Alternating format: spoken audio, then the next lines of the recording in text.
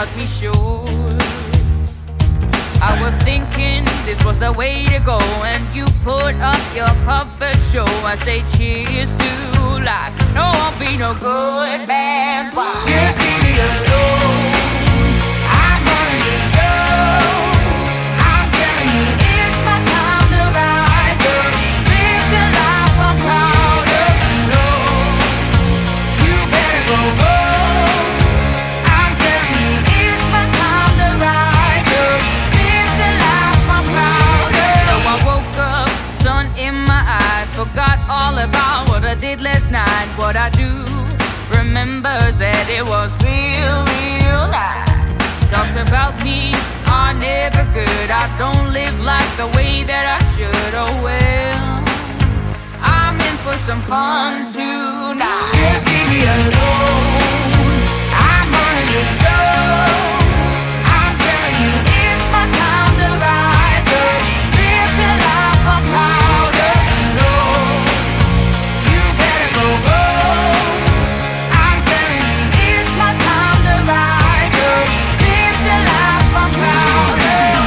Hey now, don't be shy. Follow my lead if you wanna be mine. Hey now, just you and I, we could be the next Bonnie and Clyde. Hey now, don't be shy. Follow my lead if you wanna be mine. Oh, it's our time to rise up. Live the life we're proud of.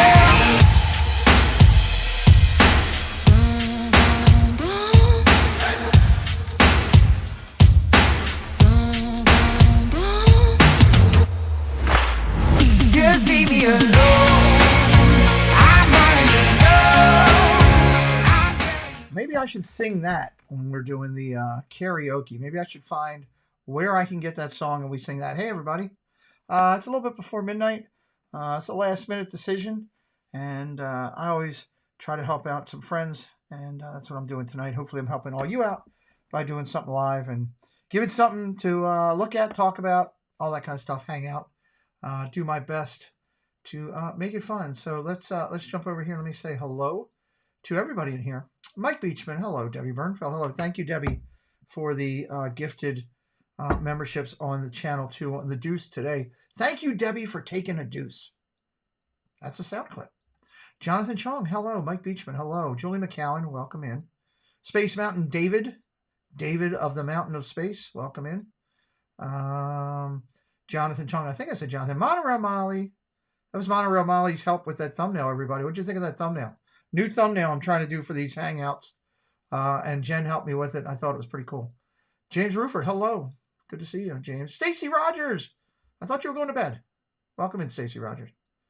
Joe Watchbrick, hello. Coming in from the middle or across the country. Everyone say it. Michael Johnson, what's up, Michael? Vicky Gillespie, hello. Welcome in, welcome in. Make sure I don't miss anything as I go through. It would be a great song for me to sing, Debbie says. Okay, we will see. I want to sing. I'm not a good singer, but I want to sing. I want to get everybody else up there and having some fun because that's a great thing. Let's see, where'd it go? It jumped on me. This stupid thing jumping. It should be your entrance music. It is kind of one of my entrance music, I guess, Jonathan. Good to see you, JC. KK, hello. Welcome in. Main Street Nick. Hello, Nick of the Main Street. Good to see you, buddy. Thanks for coming in with us while your parents are out running around gallivanting. Tell them to stop spending your nest egg. I'm gonna have a talk with them, Nick. Cover you up. It's too early for you to go to bed. You know what? I get it. I'm usually sitting in the office working on thumbnails or something, trying to do something because I can't sleep. Usually around midnight is when the pain from this happens a little bit. So I usually try to keep myself busy. I got a great big box here that I could open up and go through. Let me see if I can get into it. I have no idea what's in here. But Kate Udalali Lane sent a bunch of stuff for the meet and greet. For the, wow, some pretty cool stuff. Oh, cool. Very nice. Lots of stuff. Oh, cool. There's some popcorn buckets in here and stuffed animals and all kinds. That very nice. Thank you, Kate. That'll be some good stuff to add to the meet and greet. We are doing well with that. Getting a lot of stuff coming in. A lot of nice people doing nice gestures. KK has a little cold. Debbie's hanging out here. It's 9 o'clock in California. Debbie Thunert. Hello, Debbie. I think Debbie Thunert, she's in. She's coming to the meetup. Hopefully, I believe she had a good time last year. I would say that because she's coming back. I was a little concerned for a few minutes, but I think Debbie had a good time, so she's coming back. Yeah, it was not, we got a great group of people that have donated for this, and I'm excited about it. Very, very excited about it. So it's good stuff, good stuff. So we're hanging out on a Monday night. We're going to do it this week. I think it's okay to share the fact that, to just say that everything with Chris went well. And we'll be hearing more from him shortly. I'm gonna leave it at that. Everything went well. Let's just go with that. I think that's the best thing to say. Dave says trying to sleep, starting a day shift soon. Well, Dave, you got to work at it. You got to work at it, right? Got to work at it to make it happen. So, we can sit and talk. Phone lines are open. I like it when people call in. I just realized I haven't eaten dinner tonight. I think it's a little too late for that. I've been drinking a ton of water. And didn't even think about it till literally just a minute ago. And I'm like, what did I have for dinner? And then I realized I didn't. So Samantha Lowe. Hello, Sam. Welcome in. Good to see you. Hope everybody had a great weekend for the most part. Some of our friends are working through things. You just pulled out the chips and salsa. That's my girl right there. Right? Boom. We all think alike. How many of you are eating right now? Tell the truth. Who's snacking while you're watching? Now that Jen brought it up, who's snacking while you're watching? Chips and salsa sounds good. Although I had a bowl of Captain Crunchberry. Stacy, yes, that is a great cereal. Now you're eating jelly beans? Well, I can't go down the jelly bean canal with you. So, what is Preston? Preston is my son. That's a what? Chips and salsa and hot sauce, Mike Beachman says.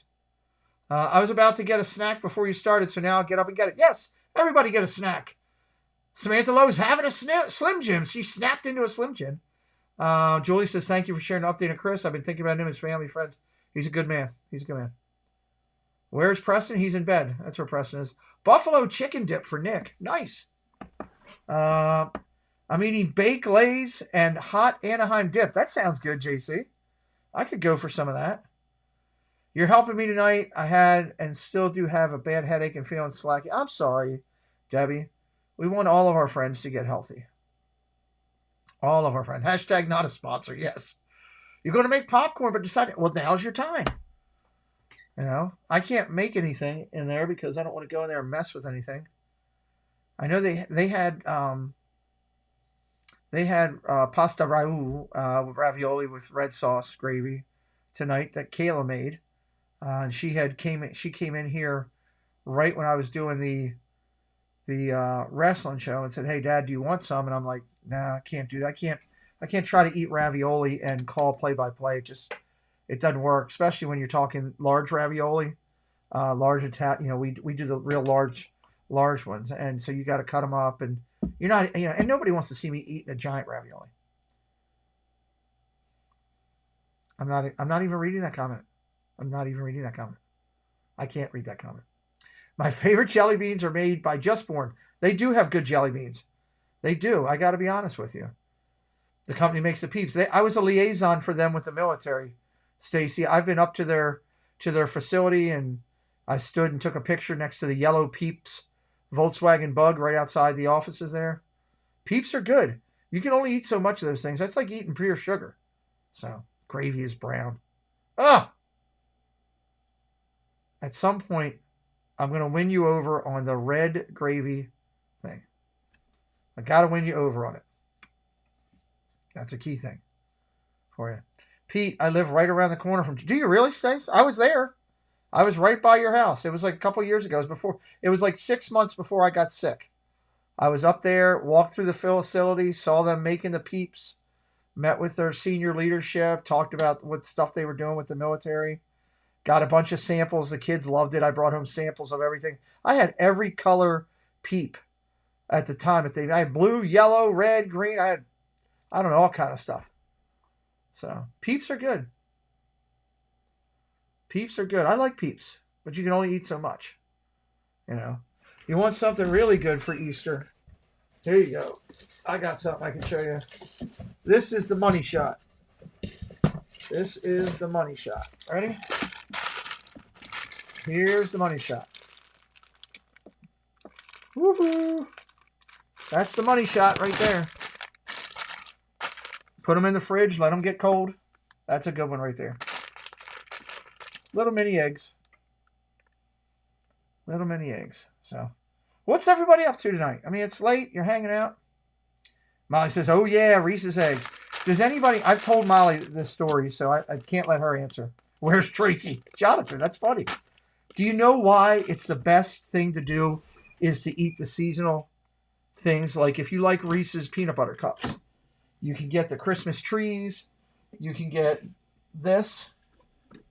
Okay, you can get this. The Reese's eggs. How about them?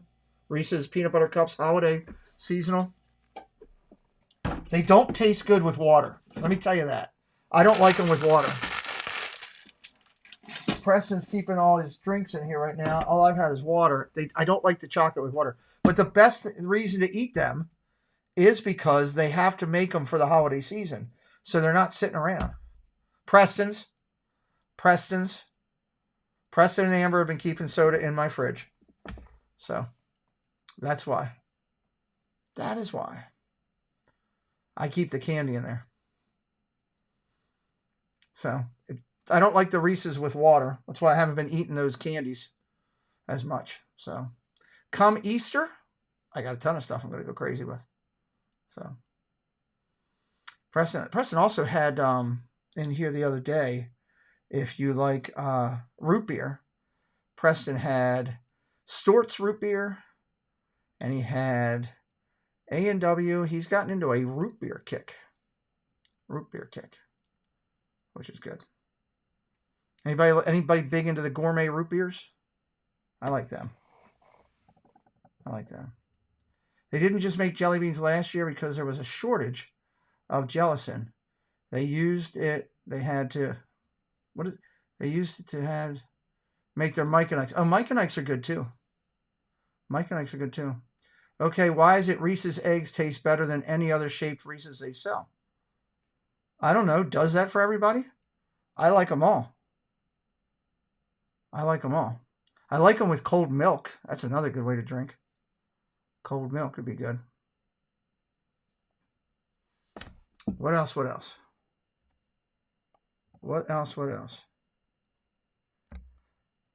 Nope, not anymore. He's got a little mini thing.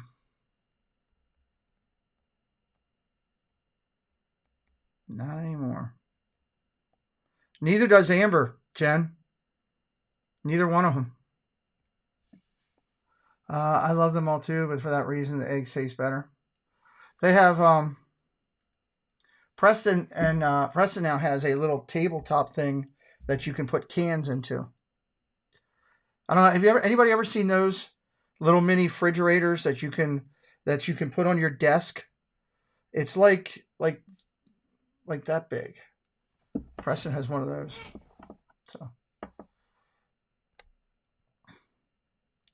So it's good stuff. Like them too, but for the same reason, the eggs taste better. Does anybody else think that eggs taste better than the trees or the hearts? I mean, they make them all at the same damn factory. I tell you what I miss is taking Reese's like that and freezing them and putting them in with vanilla ice cream and a root beer and making a root beer float, but you let the Reese's melt in there. I can't wait for that. I have not had, I gave up soda for Lent, but I have not had an ice cream or a shake since Lent started. So Amber actually offered to get me one yesterday, and I said no. I said I'm gonna keep with that too. So I haven't done either one of those three. And as the sight would be seen, I've lost a couple pounds, which doesn't surprise me on there either because I'm drinking a crap load of water. Easter is the only time I will eat something other than Reese's. The Cadbury egg. Which one do you like? Do you like the normal one or do you like that caramel one? Who else is into the Cadbury eggs? You got a free Red Bull fridge from your old job for a backup fridge. Nick, I used to have a Coca-Cola one in my garage, and then they took it away when I left the company. I used to have one in there. What's up, Lawrence? How are you? Fun note, Nick. I almost went to work for Red Bull when they came to the United States from Europe. I interviewed with them, and I didn't like all the stuff, so I got out. And then I ended up representing them for the military with the same people that I turned down the job for. Talk about awkward. That was really weird. Cadbury, yummy. Stacy gets the Cadbury. Jen, what do you do? Regular or caramel? You'll have either. You're not picky when it comes. Really? Learned something new tonight. Didn't know about you. Okay. Don't they only make those at the Easter time? They don't make those year round, right? I don't eat them that much, so I don't know. Lawrence says he's doing well. Good. Good. Good. Glad to hear it. Good. Glad everybody's hanging out tonight, having a good time. Just killing some time here. Doing our thing. Casper the Friendly Troll. Hello, Casper. Casper. Caramel for Debbie Thuner. What other stuff is good for Easter? I mean, everybody does jelly beans. Good night, Space Mountain Dave. Is it getting a big chocolate bunny for you? Like we were all kids and that was the big thing in the basket, the big chocolate bunny. They only make Cadbury eggs at Easter, but you can buy Cadbury chocolate bars during the year. Is that the stuff coming from the UK? Because Cadbury's coming originally out of the UK. I wonder. What's the other one? There's another one that's out there. I can't remember. There's another egg that was really hot and popular. I mean, it's amazing now. You go to the store, you can just find about every candy's making their own seasonal candy stuff. White chocolate. Who's into white chocolate? I am not. I've seen Reese's in white chocolate. I've seen Kit Kats in white chocolate. Who's into white chocolate?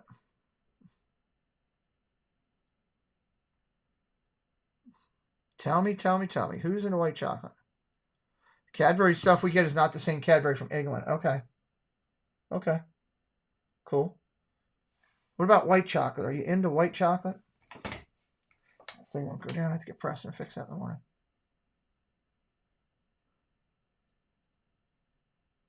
White chocolate is, I think it's an acquired taste, kind of like dark chocolate.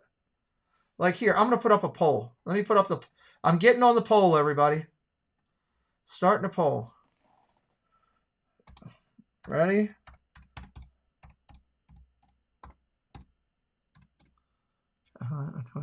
I love flavored Hershey. Oh, flavored. Like the spearmint and all that stuff? Yeah. I haven't had them in forever. I'm going to spell chocolate wrong, and then Jen's going to kick my butt. Choco, Late. Almost spelled it wrong. So Cargo, hello. Michael John said, Reese's with pretzels. I've never... Oh, together? Putting them together? That's interesting. That sounds interesting. White chocolate depends on like cookies and cream bar. Yeah. Yeah, cookies and cream is different. I'll just put regular. So it's milk is what it's called. Milk. Dark. All.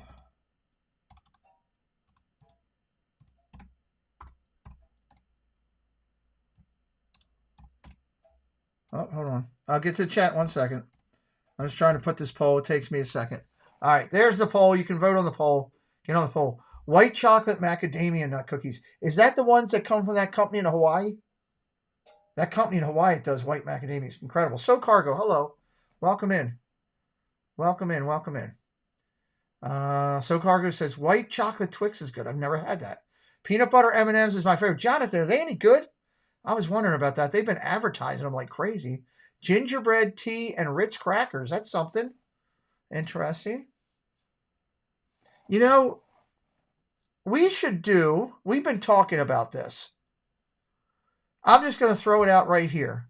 I've got Cargo and Jonathan Chong in here.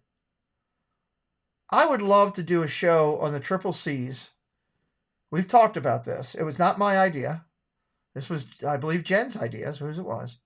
I'd like to do a Triple C Canadian show. I think it's a great idea where we get someone, get Peanut, So Cargo, Jonathan Chong. Who else do we have, Jen? We had some other people that we brought up. It was Jen's idea. It's a great idea. It's a fantastic idea. I like freezing zebra domes from Disney. I've never done that. Lila Rose, there's another one. How great of a show would that be? You need Peanut, well, yeah. But we want Peanut there too. You got to talk him into this. Got to make this happen. I'm throwing it out there. I'm throwing the invite right now to So Cargo, to Jonathan Chong, to Lila Rose, if Lila comes in, to Peanut for a Canadian invasion of the Triple C show. I think it would be an incredible night. I bet you the ladies would have questions that are fantastic, and that would be awesome. You can buy Reese's with pretzels like a candy bar. Really? I didn't know that. Interesting. There's so much candy out there I don't know about. Jonathan's far more Cargo. It's about meeting people and getting to talk. It would be awesome. It would be awesome.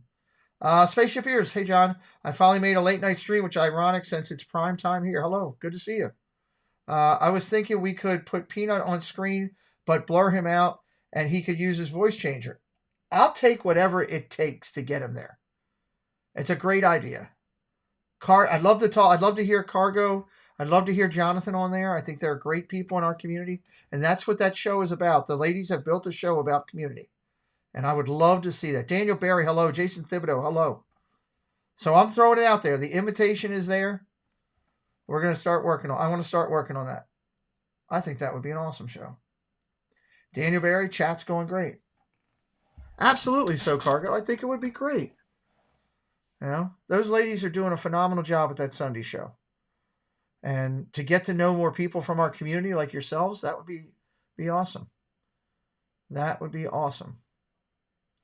Debbie says it would be awesome to have a Canadian stream. See there? There you go. The After Dark questions will come with it. No, Jonathan, that's a clean show, man. We're keeping that show. We have a plan for that show, and we're keeping it there. Who are some other community people you'd like to see us interview? Molly's throwing it out there. There you go. Molly's saying, hey, who would you like to see the Triple C's interview? Put it in the chat. That's a good topic for us tonight here. We got 35 amazing people here with us. 35. Your dad and you should do the show. We could. Your dad. At some point we might bring all three of you back at some point. That wouldn't be a bad one. KK says Anthony the Molar Man. Samantha Lowe saying hello. Mike Beachman dropping the link. Thank you, Mike, for their Instagram. Please follow them on Instagram. Fans of Green Bay Packers, welcome in. Who else would you like to see from the community for the ladies to interview? If you've ever wanted to be a part of the production of the show, this is your opportunity. Tell us now or forever hold your peace. Everybody's saying hi. What do you got? What do you got? What do you got? 32 of you in here. Somebody's got to come up with some ideas. Busy getting Disney. I've talked to Wes. We're trying to get them locked up. I'd say Dapper Danielle, Pete, but Pete has dibs on her first. Well, Jennifer does that show with me, John, so it's not just Pete. Jen and I do that show together on Tuesday nights, and it's going to be a great time talking with the Dapper Danielle. We are very excited to talk to her.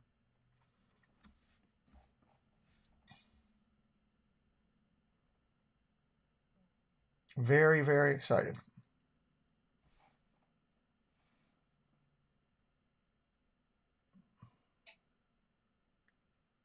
Very, very excited.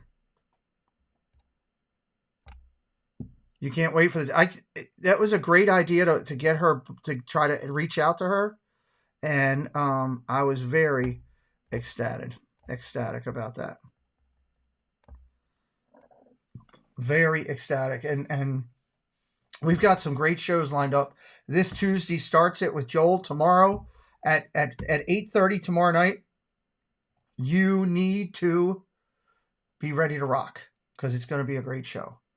Joel and sitting and talking with him, Joel Payne. And then we got the Dapper Danielle to follow. And shortly after that is John DeCure Jr. John DeCure Jr., which is going to be a good one. I'm being a good girl snacking on grapes instead of popcorn. Okay. You should reach out to Jeremy and Brittany at I Come Here for the Food. They're a great channel. They don't have enough sports. What wonderful people they are. So Cargo, the problem with that is we try to keep in the Disney community thing when we do that, and they're not, I would love to help other people. We always want to help others. But if they're not coming into our community, it's kind of tough. It's kind of tough. Maybe some Disneylanders. Christine from Attractions Live. I tried to reach out to her before on my other shows, and she never responded to anything from anybody. Megan from the Magical Millennial, possibly. Is she doing anything on YouTube? I know she does Instagram. Spaceship Ears. What about Trish? Trish would be a good one. That would be a good one. That's a good suggestion. Love to see Lala. It would be awesome to hear Rye Guy stories. Yeah, I'd like to. I'm hoping maybe now that they're starting to stream, maybe they will. Maybe, possibly. I don't know. Maybe. These are all some good ideas. Does everybody know who the Dapper Danielle is? If you know who Dapper Danielle is in the chat, give me a thumbs up. I'm just curious. Period where she was offline for a bit. Is she? I don't know. I haven't kept up. I mean, I'd love to get her on. Samantha says, I do. So Cargo says, not a clue. Danielle is a sweetie, Spaceship Ear says. Can somebody grab the link? If you go into my thumbnail for that show, you can pull out the link for her Instagram and her TikTok. She is unbelievable. She is. You should really check her out before her show. If you go into the thumbnail, I have all of her links right in there. Somebody could drop it in if you don't mind. She's strong, very strong, over on all of her social medias and everything.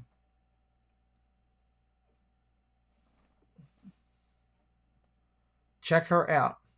We had Jennifer Crusoe on already. You can go back and watch that episode. Molly says she's so entertaining in so many ways. KK says Trish used to stream. If she's not anymore, I'm not aware of it. She finds ways of talking about Disney history in a compelling way. She has a podcast with Megan too. We're going to talk about all that on the interview. But I would encourage you, if you don't know her and you're thinking about, hey, this might be something I'd like to see with Molly and Pete doing the interviews, take the time to go over and see the Dapper Danielle. Check out her TikTok or check out her Instagram and take a look at it. And I think you'll be really surprised. She's got a great demeanor. She's got a great love of Disney, and she's very smart on her. There it is. Mike Beachman's dropping her Instagram. She's very smart on Disney history. She reminds, Lou Mangello is another one that does a lot of history stuff. Danielle's got skills like him. She does a lot of reading, a lot of studying, a lot of talking to people, and she's done MegaCons and stuff. So she's going to be a great guest. Week after that, we've got John DeCure Jr. Coming on, who is Spaceship Ear's dad, and he is going to be another one that's got so much. I mean, if you think of anything with Spaceship Earth and Epcot and the World Center and everything with Epcot, John's dad had a touch on that. That's right. Molly said she's an artist too. I'm hoping. Let me see if she got back to me. I was hoping she was going to send me some pictures of her art. Let me see if she got back to me real quick. What the heck's wrong with Google? Google doesn't want to kick over. Hold on, everybody. Wisconsin Badger Clubhouse, welcome in. Gmail. I hope she got back to me.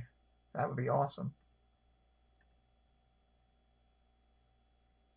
She did get back to me. Awesome. She did get back to me. There's no location apartment just yet. Okay. In the process of moving. Okay. Reclaim. Okay, great. But it's fixed. I will be having a brand new launching hopefully by the end of the week. Awesome. Here are some pics. Danielle is awesome. She's already sent me pictures of her art, and she clued me in on some stuff going on. Jen, I'll share that with you tomorrow. I don't want to share it here publicly, but I'll share with you the information she sent for you and I here tomorrow. For the John DeCure interview, he is explicitly not allowed to mention his son. That's fun. That's fun. Beachman, I don't know what you sent me, but I'm looking forward to looking at it tomorrow. I don't know what that is, but it looks good. Thank you for Mike. I'll take a look at that in the morning. Spaceship Ear says, I love how she expected 3 or 4 people at her panel and turned out to have a full room. She deserves that kind of success. She seems like a very nice person. So we're excited. We are excited to sit and talk with so many great people, and more to come. I've held back on a couple bookings because I wanted Jen to get healthy. We wanted to spread these out a little bit. We don't want to go every week, and we want to talk with more great people. And there's a bunch on our list, and we're hoping that some of the people that we interview will open up doors for us with other friends of theirs, other people they know. Maybe they would say, hey, I know so-and-so. Would you like to interview them? I'll send them a note and put you in contact. Yes, we would love that. That's the best way to get other interviews that we weren't expecting, because somebody knows somebody, or somebody would pick up the phone and do something to help somebody out. I used to do that all the time when I was doing liaison stuff for different people, and I'm hoping that'll help with us. I'm hoping, we'll interview one of our guests and they'll say, hey, I'm friends with this person, and your interview is good, and if you'd like, I'll reach out to them and tell them you'd like to interview them, and yeah, help us out, help a brother out, help a sister out. We want to do that. We want to have some fun with that. So, but yeah, going to be some good stuff going on. Triple C's are going to be good. They've got some good community people coming up the next 4 or 5 weeks. So that should be compelling and fun. And, it's going to be good. It's going to be really good. Okay. Molly, if you get Anthony on Triple C, ask him about his teeth. Why do we want to ask him about his teeth, KK? I don't know if we want to do that. I don't think that's proper. I don't think that's nice, I guess. So, what else? What's everybody got going this week? What are you waiting? What do you got going this week? What are you excited about? What do you have going? Well, because he's he plays songs on them. But if I bring him on, we wouldn't bring him on for that. When I brought him on and interviewed him for the past my original show years ago, we interviewed him for his content and what he wants to do. He's a decent guy. He works hard on his channel, doing his interviews and everything. So, it's important. It's important. Play songs on them. Heidi L, hello. On late for work, change IT, so I'm glad to see you on. Well, hello, Heidi L. Welcome in. Thank you for joining us tonight. We appreciate you. Diz Noah, hello. Hello, how you doing? Do.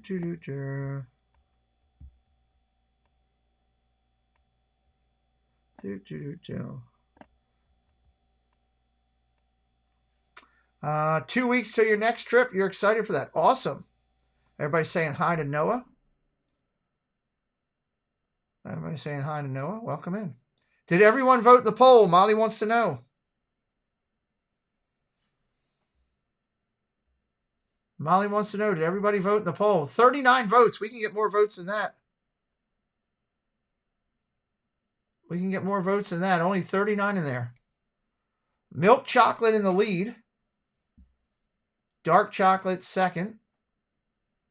All of the above third. And 8. We don't talk a lot of politics on this channel, and I like to keep it that way. But I will say I am looking forward to the upcoming the upcoming elections in November and all the stuff that goes into that. That'll be kind of fun. So I like doing a poll like this. Noah says I just voted. Noah, we're giving you a sticker. Just voted. You get a sticker. Kenneth H isn't here to give out stars, so you have to go with a sticker. Have to go with a sticker.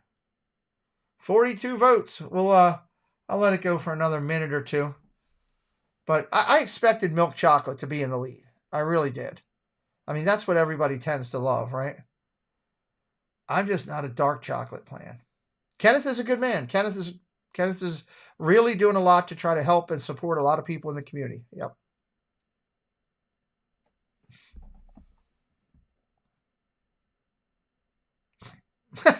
There you go. Is that the new thing? There you go. That's pretty good. Well played. Well played. That was good. Can't wait to see what happens in the football. Okay. Or the basketball. Yep. Wait and see. We'll be doing that on the other channel. On the other channel. Anybody got anything big going on this week? Anybody got anything big going on this week?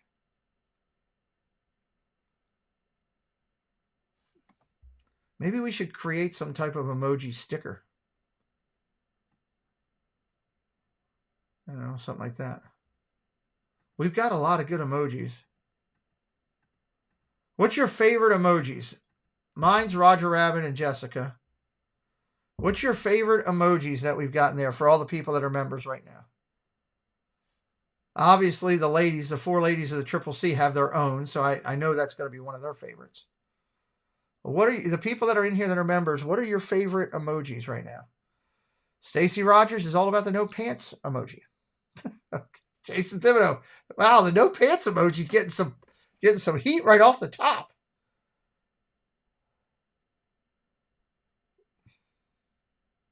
Mike Beachman, there you go. Okay. Molly's got, good Lord, her sticker, 18-inch, pants is off, unicorn, Triple C's, spicy. Stacy Rogers likes all the Triple C's. Jonathan with the no pants. Stacy Rogers likes the moonshine. The moonshine getting a little bit of love tonight. Yeah, Stacy's all over him. 18-inch, that's a good one. Unicorn. KK. So Cargo says, I will message you later. Okay, thank you. Tis Noah did his own no pants. Everybody's having some fun with these. That's pretty good. I think we've got a good group of emojis.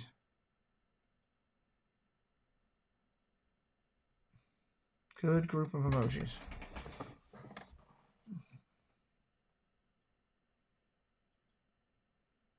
Marguerite Nagy, hello.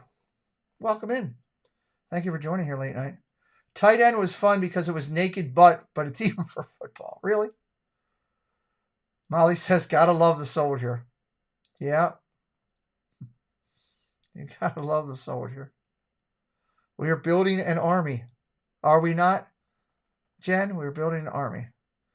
That was a peach. Molly says, Jonathan Jones.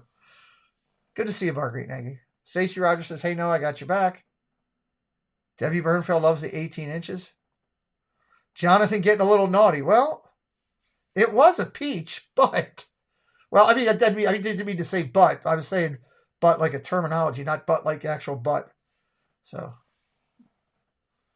that was a good emoji, but we use that for football. It was a tight end. Sometimes you got to have a tight end. Sometimes you got to have it. Interesting. It's good to see you guys. I mean, I hope you're liking the emojis. We're putting time into them. I love on the Triple C's. No glove for Winnie the Pooh or black back glue tonight. That's true. No love for Winnie the Pooh or back glue tonight. Wow. How is that? How is that? The naked Pooh. That Pooh's lifting up his shirt. I like it when you had your Eagles emoji. Stacy, I'm not doing a football game. I can't put them up. I can't put the football ones up unless I'm actually doing the game. But we will do that again. I'll do that again next year. I just try to have stuff in here that people want to have fun with when they come in at 12:30 at night for a late night hangout. You know, that's what I'm trying to do.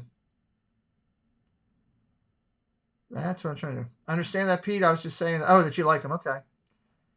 Do you want Jason Momoa right now? Is that what you're saying to me? If you text me yes right now or put in there, I'll see. Then there's all the Steve emojis. I'm not allowed to put up the Steve emojis anymore. Stacy Rogers says, in honor of dad builds. Nice. Very cool. Like the Super Bowl emojis.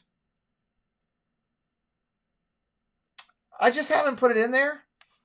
I haven't changed. I mean, I've left the triple C's in there. Whenever I put all the triple C's in there, because I'd have to take out, I wanted a Mickey in there. You know, if I took out one to put in Jason, which one would I take out is the question right now. You know, I think I'd be taking out either the Pooh Bear. Maybe Pooh Bear's the one to take out because nobody even highlighted it there.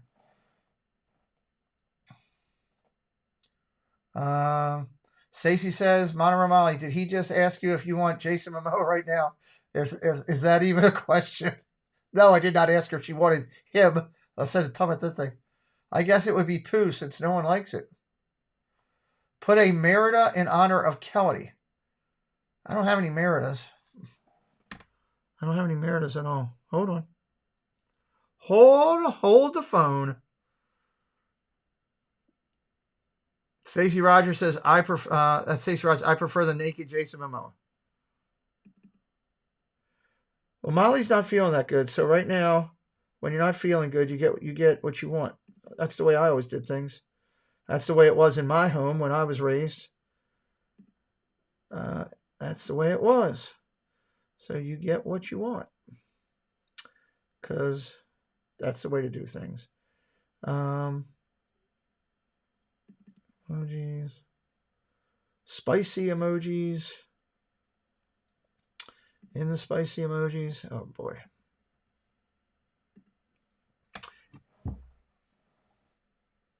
I already told you could have that. I'm giving that to you. You have my commitment on that.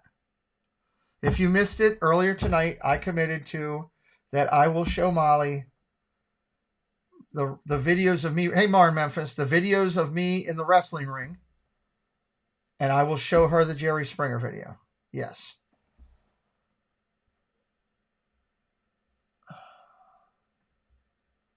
All right, here we go. Doing what you do for friends. You take care of people that are important to you, right? That's the way my mom always brought me up. Naked Pooh. Nobody likes you. Sorry, Pooh. Sorry, Pooh.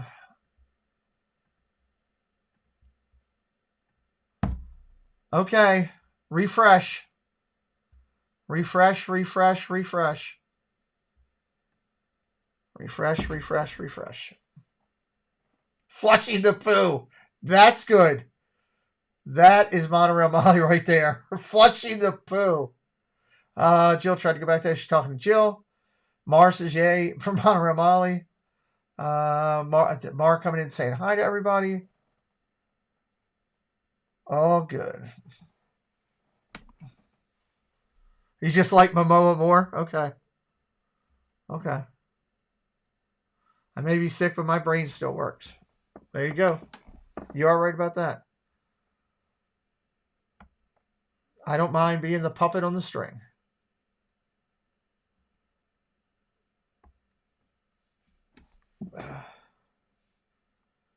Yeah, it'd be fantastic if retired. You don't have to worry about that anymore. Still sucks to be sick, no matter how you are, because you're dealing with all the BS of it. It's frustrating. Since I popped in, have we gotten a report on dad builds? The report is that everything went well, and that's kind of what's being shared right now. Everything went well, Mar. So there you go. Why is he gray and not feeling well? That's him in the Aquaman from Aquaman when he has all the tattoos on him. Is when that's from. Yep. That's when that's from.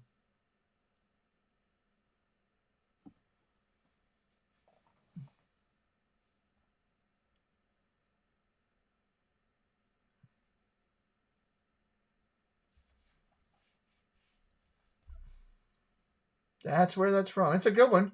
I liked him in Aquaman. I thought he did a good job. You know, he's not a bad actor. They just need to find more things to do with him. I think he's kind of typecast a little bit. But it's much better than some of the other naked things we had on here. Or the giant Steve head, or the giant whatever we had. Yeah, I'm sure he's resting. And that's where he needs to be. And he's going to come back fighting like a champ. And I can't wait.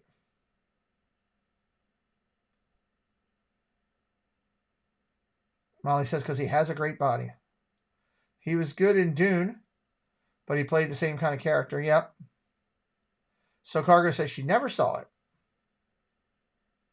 Debbie Bergfeld throwing out a half-naked Momoa. I feel like that sounds like a drink you're having at a bar.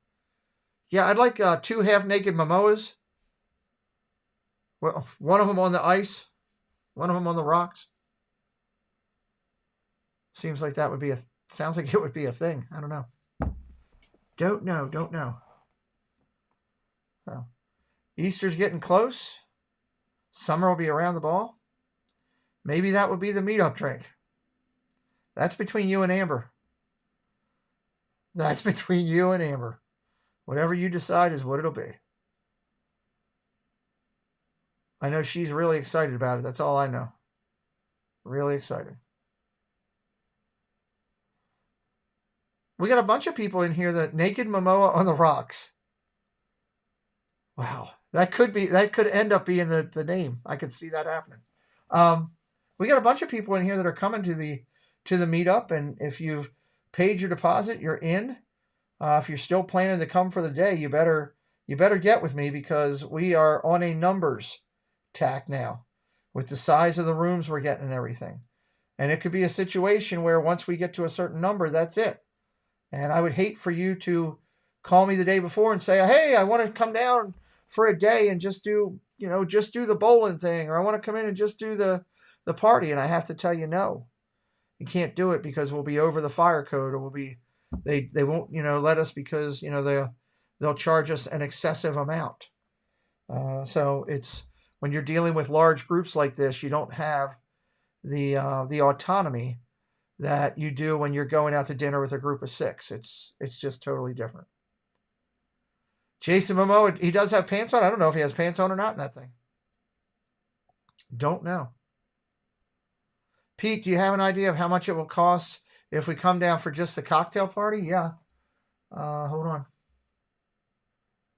I'll probably go over here to the file. I got to look at that.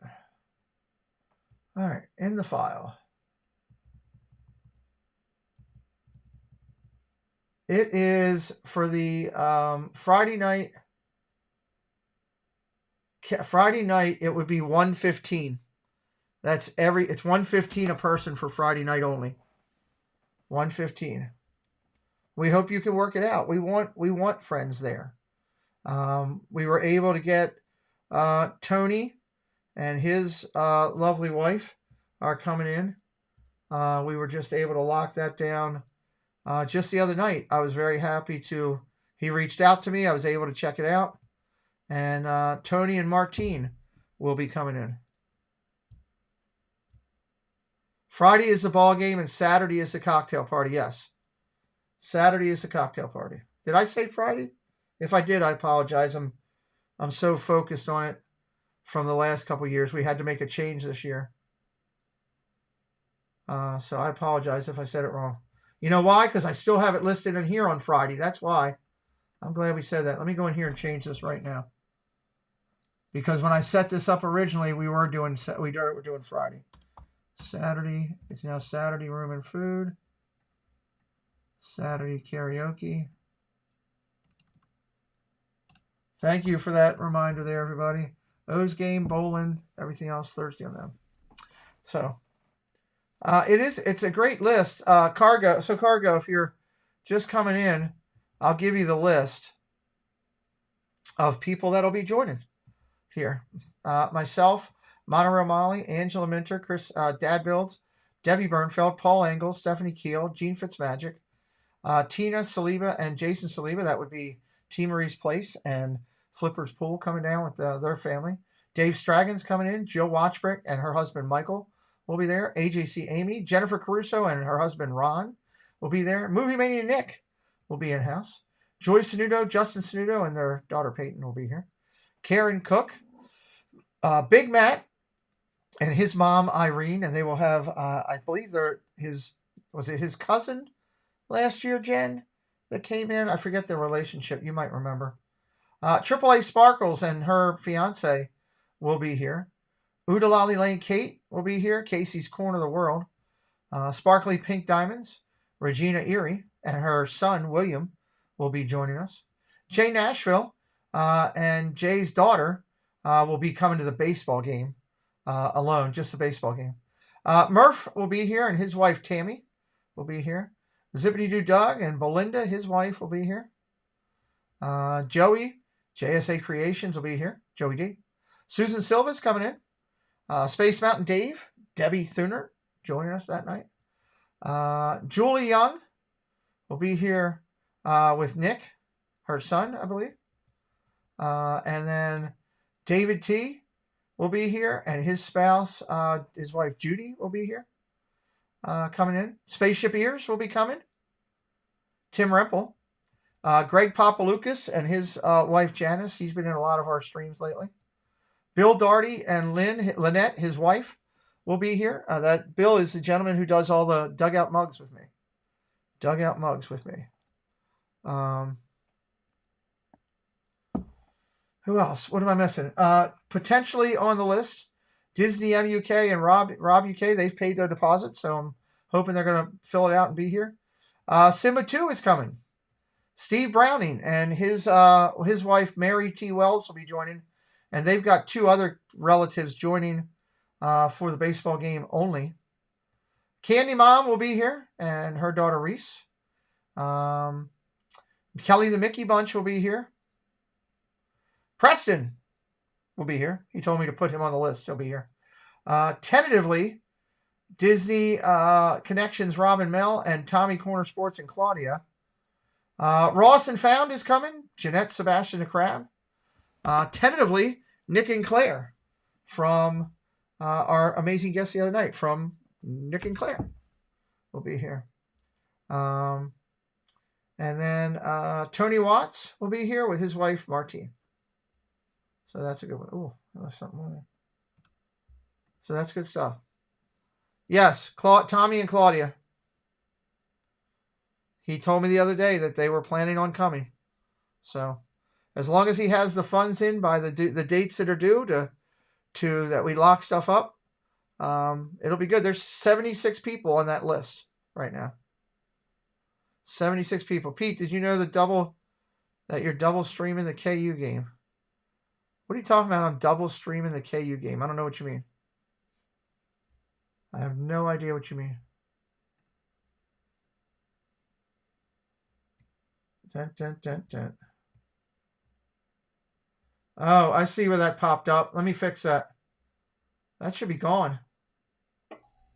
That was already gone. Let me see. Let me go over and figure that out. Gmail, hold on. I gotta figure that out right now. StreamYard. How is that even possible? All right. Content. It's got to be a StreamYard glitch.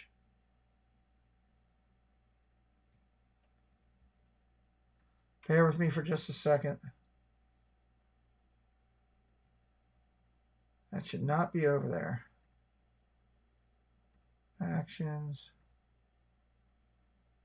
Delete. All right. Thank you for letting me know. That'll be gone in a second. I don't know how that happened, but it shouldn't be on there. Sign me up for covering Stacy. Well, I'll let you talk with Stacy, and then you guys can work that out. You need to send your payment soon anyway. I would rather you talk with Stacy privately offline. That's very generous of you. But I never want to put anybody, in that situation for that. So talk with her and you guys can let me know. Reach out to me. Both of you know how to get a hold of me. I want to make sure this clears out and off of here.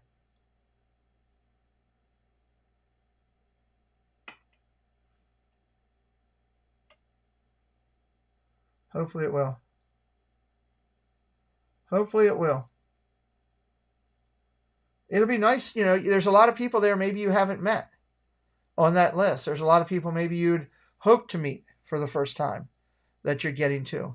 There's a lot of people you might be seeing again, that matter to you, that are, important to your life, that you met at some point and really loved it. And I hope that's what happens. I hope you come here and find happiness and fun. There's the poll right there, by the way. 48% on milk, 26% on dark, 18% on all of the above, and only 6% on white. Molly will be there and I have her stickers. I've told this a couple times. Anybody in here, Molly, is there anybody in here you've given one of your stickers to already? Is there anybody in this that we saw down in Disney that you gave your stickers to already? I don't know if there is right now. Let's try to look at who's all in here.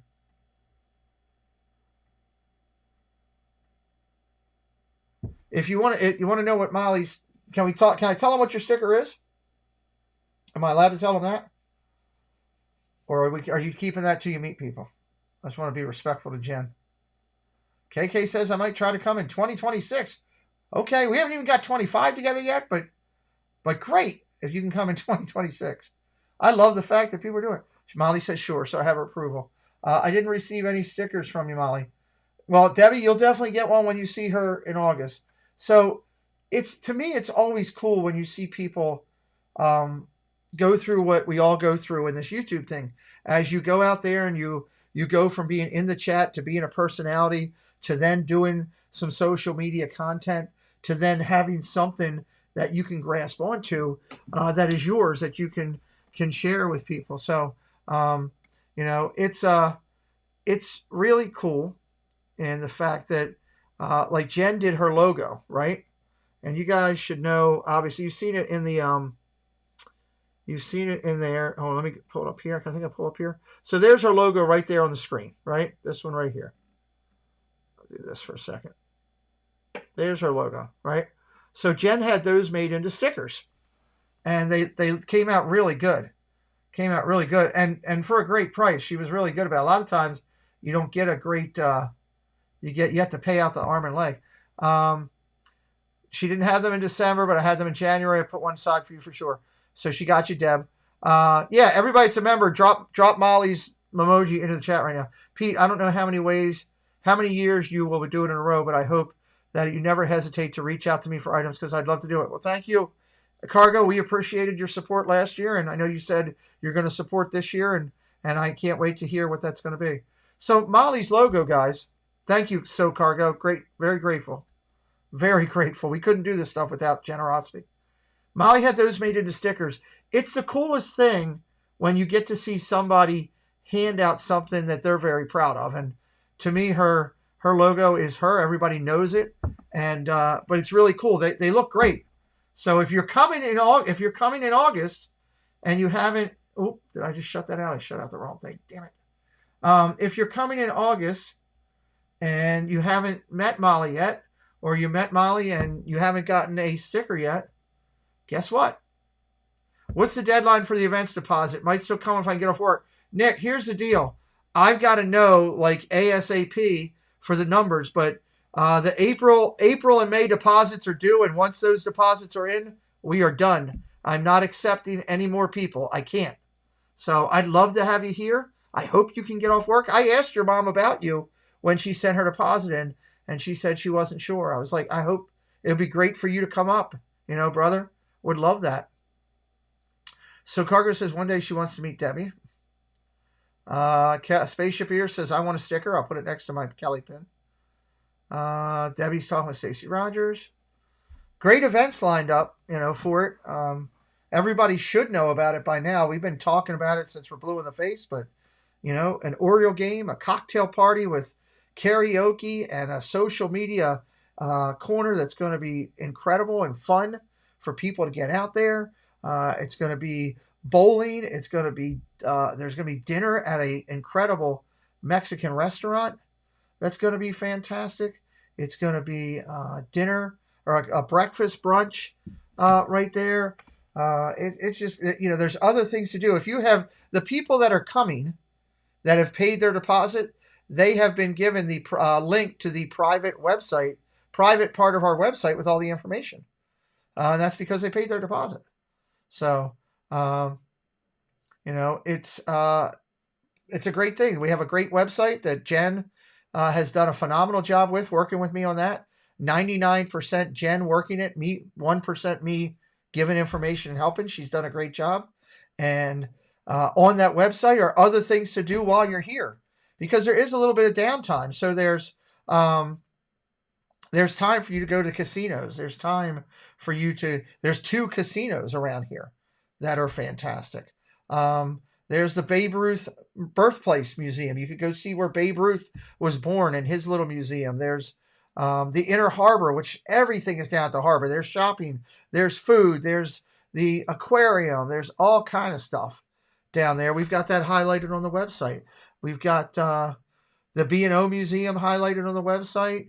We've got, I'm drawing a little bit of blank. We got the ice cream parlor we went to last year. If anybody wants to go check that out again, or didn't go last year and wants to go this year, that is just some great locations for things to do during your downtime in between. And it's not a ton of downtime, but there is some. And, it's also a chance for you to get together, with some of the people that are there. If you wanted to, go out, after hours, if you have some close friends from the community, there's a lot of smaller groups within the bigger groups. If you wanted to go out, to one of the downtown bars or something after the Oriole game or something, that's for you to facilitate on your own and to organize. That's not part of what I'm doing or what we're going to do. And you're more than welcome to do that. So I just hope everybody's realize what goes into this, and the amount of energy and effort that's being put together by the team of people that are working with me on this, which is, I've said before, is Jen, it's Angela, Joy is helping me with all of the Discord stuff. Tina is helping out and volunteering to help that night and get stuff. Baker was helping me with karaoke, but unfortunately the Baker will not be there this year. He's got some other things going on and he won't be able to make it, which is a shame because he was here last year and he had some fun. He said he definitely wants to make the one after. So that'll be good. Anybody want to call into the studio? Got a few minutes here. Pete, did you draw your avatar? No, I did not. It's seriously like playing a destination. Jen's not wrong, And I know I talk about the people that are helping me with this a lot. Angela, Jen, and Joy, and Tina, and Debbie's helping us with it, and also Stephanie Keel is helping us pass out stuff. But it looks good. I was just curious. Thank you. No, I paid for that. John. But I couldn't do this without their help. And as it's gotten bigger, it's gotten bigger every year. It started the first year, it was 20 some people. It was simple. It wasn't that hard. It was easy to do things. And then last year it got up to, 50 some people. And I was like, wow, okay. And then this year it's taken a whole nother level. And it would not surprise me if next year we got close to 100 people coming to it.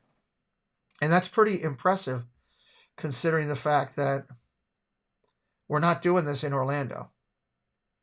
This is, in order for people to come to this, you have to say, I want to go where this is being done. There's been a couple of them. This and That did one up in Boston. Debbie, how many people did they have up there when they did that New England one? 20 people, something like that? I don't know. 25 maybe? I was supposed to go to that and ended up backing out at the last second. Well, so Cargo, yes and no. I mean, I want to believe that the people that are coming for the entire event. They're coming to see everybody that's there, or a majority of the people that were there, or some of the people that are there, or they're coming because they want to meet new people that they haven't met before. You know, it was about 30, Debbie says. So there's been ones that are done. I mean, Chris did one down in Disney, and he's going to do another one this coming year. He did one down in Disney, and of course that's a destination area for everybody. When I came back from being sick, and I don't know, we had, I want to say we had 50 or 60 people there, at least. I would think 50 or 60 people there. And of course, there was a lot of local Florida people that were there. It was more local Florida people that were there than there were people from outside that came down because it was a destination. But it was pretty awesome that so many people came out. And I was shocked, honestly, that so many people wanted to come out and come down and come out in that cold and supported Chris's event. And I thought it was great. And I hope people, you know, as Chris plans his one for, I hope you're planning to go to Night of Hope this year and support that event. That, you know, ultimately, yes, Corey does it, but it's Corey and his team over there that do it. And that it's a fantastic event. It's a great way to meet people. It's a great way to give back because all your money is going to that facility. And so that's pretty rocking right there. Let's check something here. How many came from the Beverly Challenge? Crap, Mar. You know, so here's the thing with that. I defer to Steve or somebody on that because around that table, there was 15 or 20 people, around creators around that table, 15 to 20 around the table. But there was so many people around that whole corridor and that we were doing it in, that at the time, like, I didn't even know. There was, you know, ones that I didn't even know. You know, like if you watch the video, you'll look in the background and you'll see Jim, More Sunshine Please, who at that time he was just starting out. Diz Our Dream, Angela and Jeff were there and didn't even really know them at the time in the background. There was so many people in the background of that were down there that, to give you an honest number, I don't know. You know, there was at least 50, at least. Yeah, Stacy, at least 50. Because you had people that weren't involved that were coming up there, like to say hello to Josh and Jenna, or to say hello to Corey because he was there, or they knew Prince Charming Dev at the time was involved. And, you know, at that time, he was still followed by a lot of Disney people. And, you know, so there was a bunch of people that came and said hello to him. You know, Nate was just starting out at that time. He wasn't a huge as he is now. And so, you know, one thing. So, but it was a packed house. Go back, you know, if you haven't watched that video, go over to Dis and That's. If you're relatively new to the community, or you missed, or you don't know what we're talking about, you're sitting there thinking, Beverly Challenge, what the hell is that? That was an opportunity that they did drinking the Beverly down in Disney, and it was a ton of Disney people. And I was blessed to be the announcer for it and everything like that. And I still have something I can show. Oh, why am I on this screen? Because I'm a clown. Let me go back up to my single stream. I'm sorry. There we go. I show you this. I keep it here because it's important to me. Private Pickle actually sits in it right now. That's what he does. That's my Private Pickle from my work. So, anybody that watched the event, you will remember this. Now, I'm not talking about Private Pickle. I'm talking about that right there. Everybody remember that? Saved from that time. So, Kelly Myers and the Mouse did a stream too during the Beverly. It was everybody. Go back and look at that stream, and you'll be like, oh my God, there's so and so and so and so and so and so, and you'll be listing not only creators but people from the community. You know, there's some people in that are no longer hanging out in the community, like Zippity Doodad. Patrick was in there, and he's not around that much. And there's others that you'll be like, oh my God, there's so and so. There's a picture that that I show in one of my videos. I have to find it of things. Thank you, Stacy, for dropping that. It was streamed by Resort TV 1. That's right. It's not on this and that. It was streamed. Josh and Jenna did the stream that night because they came up because there was a hurricane coming, and they came over and streamed instead of doing it Saturday. They did it on their Friday night stream, which is very nice of them. And they raised money. They raised money for Give Kids the World. It was awesome. Patrick posted on Instagram the other day. He's looking good. Yeah, he's lost some weight. He's doing his thing and everything. So Cargo says, I made 2 shirts for it and sent them to Steve, but that was back home in Canada when it happened. But was back when it happened. Yes, I do remember that. It was streamed on Resort TV 1 time slot. Yep. Yeah, it was pretty cool. It was pretty cool. Pretty cool. So what else is we're sitting here at 1 o'clock in the morning hanging, talking? You guys want to chat about here? We got 30 good people in here. What would you like to chat about? Talk to me. Or like, LA Night. Let me talk to you. Anybody got any Disney trips planned anytime soon or anything like that going on? Tomorrow night we do the hangout. We'll probably do some more clips and stuff. Do some of that. I'll do one of those and just let that all go on one night. So when it gets taken down like it has been the last 2 times because of all the music and stuff, it is what it is. Is what it is. Yeah, time flies when you're having fun, Mar, and you're sitting talking with friends. Right? That's the key. Spaceship here says, I find it remarkable that the highlight for many people's trips is meeting some of our community members. It speaks how people's lives are touched. Yeah. So Cargo says, yep, going in June, I'm going to gift away 45 things for my 45th birthday. Very nice. That's very nice. Very generous of you. KK says, maybe Disneyland this year. Maybe. Spaceship Ear says, I must compliment your hat in those videos, Pete. I love the Irish driving caps. Yeah, I wear them for a while, but getting away from them now. But I still have some and have them on my logo because that was a different time. It's it's a refresh kind of refresh. Hey Neil, welcome in. Went to the wearing the hair, and I'm honestly was hesitant about it at first because it had been so long, but I'm glad I did it. It was a good decision. Good decision. I'm very happy with it. Extremely happy with it, actually. I'm extremely happy with it, I should say.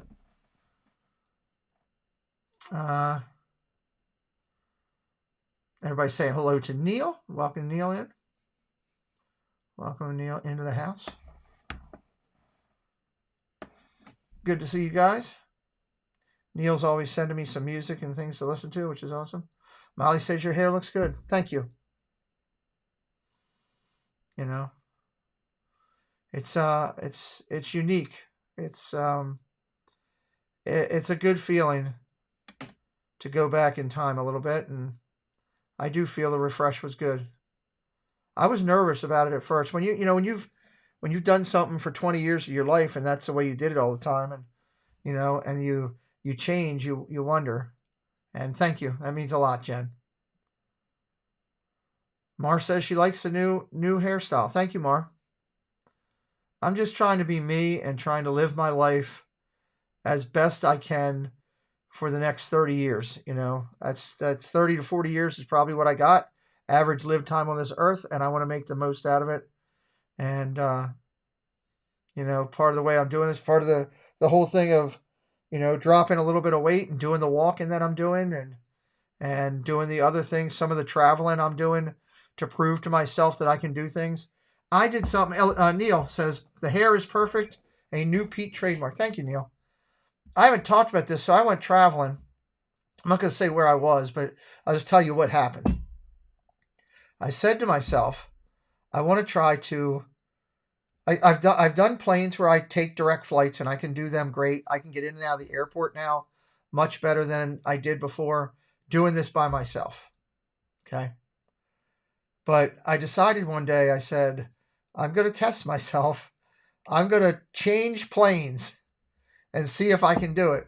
Debbie says, I love your hair. You're very handsome. Thank you, Debbie. It's very nice. So I was like, all right, I'm going to change planes. This won't be that bad. And I wasn't thinking, I changed planes in Chicago is where I change planes. Southwest goes through there a lot. And I was thinking, I'd get off and get one or two little maybe things. Nope. Got off that plane and I had to go literally to the other side of the airport almost. There was and as I got off the plane, I only had like 17 minutes to get to the plane, right? Because it was on time at the time. And I was like 17 minutes. So I didn't, and at that time I was still heavily using the service for wheelchairs, right? So I get off the plane and I'm thinking, all right, wheelchair guy, he's going to whisk me right over. No problem. I get off the plane. It was like crickets in the desert. There wasn't a daggone wheelchair guy. There wasn't a Southwest person. I get off the plane. I'm like, what in the name of James Earl Jones is happening here? So I waited for a couple minutes and it wasn't there. I was like, nope, I'm not missing my plane going home. And I was so proud of myself because I had to take 3 stops, I think it was, to just rest for a second, regroup myself. But I made it all the way to the other side of the airport. And then I get there all the way to the other side. And there's these idiots acting really stupid. And as soon as I get over there, right, and I'm hustling, I'm hauling. As soon as I get over there, they go, hey, Carly Kiko, welcome in. As soon as I get over there, they go, this plane is delayed for 22 minutes. I was like, I didn't care. I was just so happy to sit down. But it's great because I proved that I could do it. It's another checkbox on me doing things to get back, and there are things that I want to do in my life that I want to go, and do. I still want to go to Disney and go out there and do that as one of my things. I now have Hawaii on my list of things that I'd love to do. I'd love to go maybe to an international park somewhere down the road if things calm down. Paris maybe would be one that I would like to go to. That would be the first one I would like to go to probably. It'd be kind of cool to go over there and see Nick and Claire and some of our other UK friends and meet up over there. I know Carl and Kiko have some trips that they're doing internationally coming up, But there's some baseball stadiums that I haven't been to that I want to get to.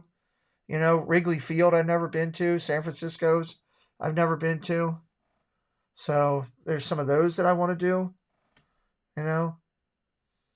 I'd like to just go and just see some things, do some things. That's kind of what I want to do. So love to meet Joanne someday. He is a super kid. He is super kind. You showed yourself you could do it positive. Yeah. Yeah, I was pretty happy with it. It's all about doing what you got to do, right? And, there's things that I still do each day that I sit back and think, I never thought I'd be able to do that, or I never thought this or that. And, you try to keep inspiring yourself, finding reasons to do it, and you just don't give up on you don't give up on the things you want. That's the key. You find something that you want in your life, you figure out a way to do it, I can't wait to go and touch the ground that Walt worked on. I can't wait to sit on the bench by the firehouse. Even if it's just 5-10 minutes. Just sit on the bench at the firehouse. And to do that, There's a couple big churches that I'd like to go see that I found around the country. It might be something. I'd love to go see Mickey Mantle where his final resting place is. I'd love to do that, I'd love to go see Walt Disney Studios in Burbank. So it's always good to have things you want to do because you can always find some way to do it. So, all right. So Cargo's going to head to bed. I have to work tomorrow. Take care, everyone. Pete, I'm going to message you, but you can wait to read it till after the stream. Absolutely. Thank you for coming in tonight, Cargo. We appreciate you. You're such an inspiration and a strong person. Strong for the most part. There's times when I'm weak, Carla.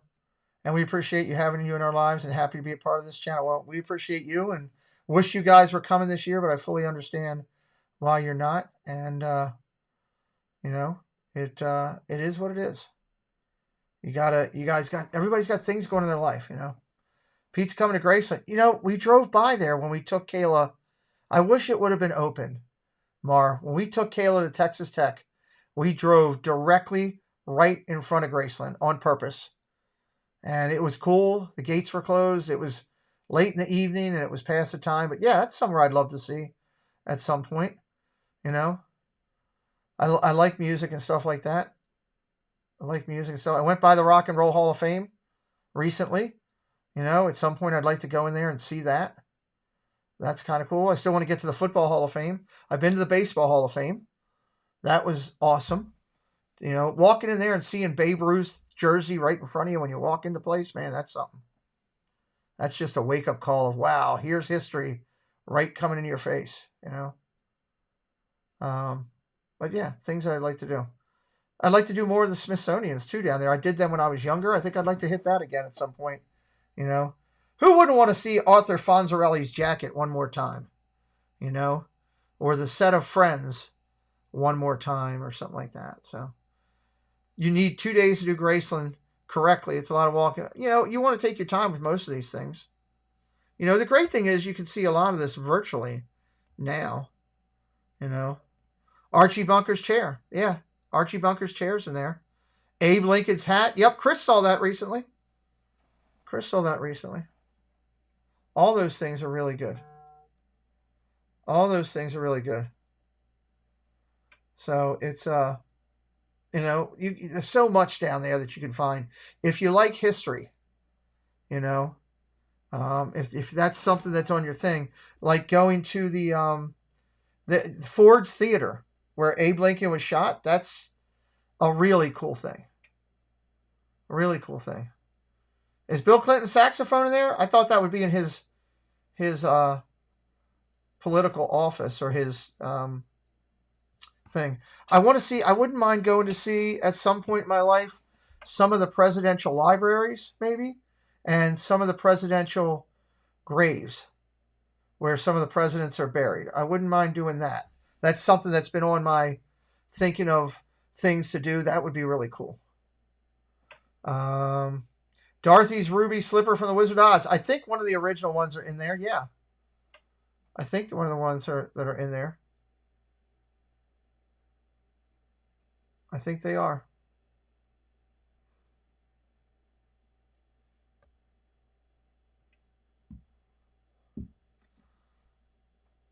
I think they are. What else would you want to see down there?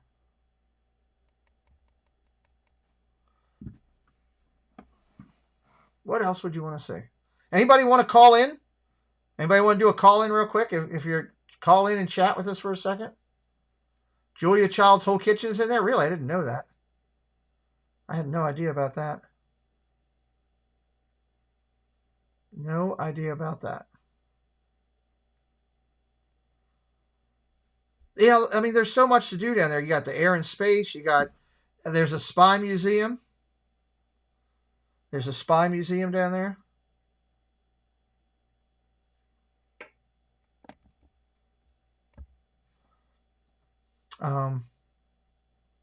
There's a spy museum down there.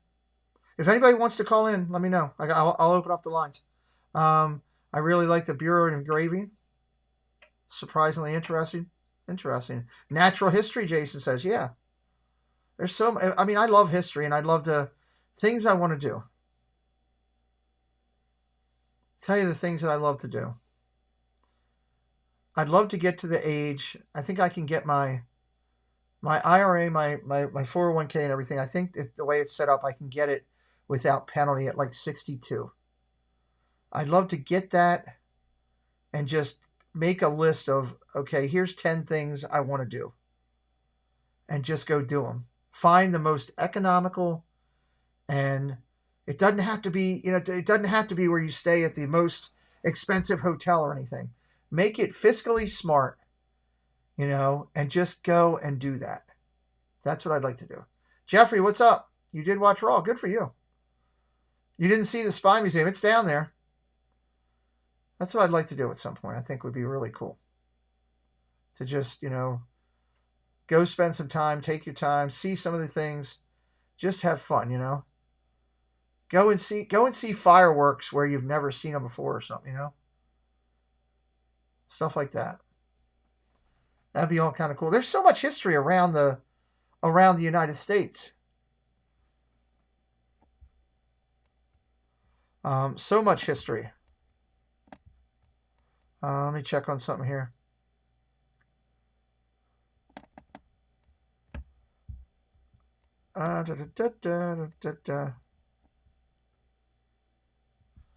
There's so much history around. Seeing the War Wright plane in the airspace, yeah, that's pretty cool. Independence Hall and the Liberty Bell, yeah, up in PA. That's, very cool. Very cool.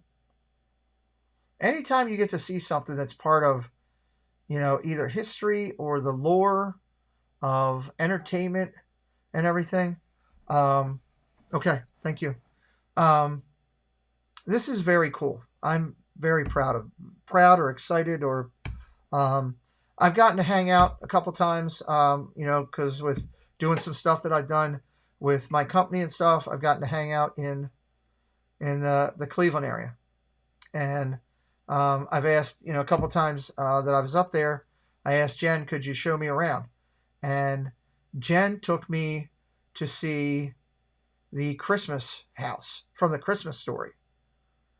And go visit Carlos and tour Boston. Well, I know I've toured Boston more left and right. I can talk about that in a second. I've done that. Boston's awesome. There's a great bar in Newport called the Black Pearl. That's just fantastic. There's so much to see up there. I mean, you can drive down just the road and see military built stuff. It's incredible up there in Boston. So great call, Mark.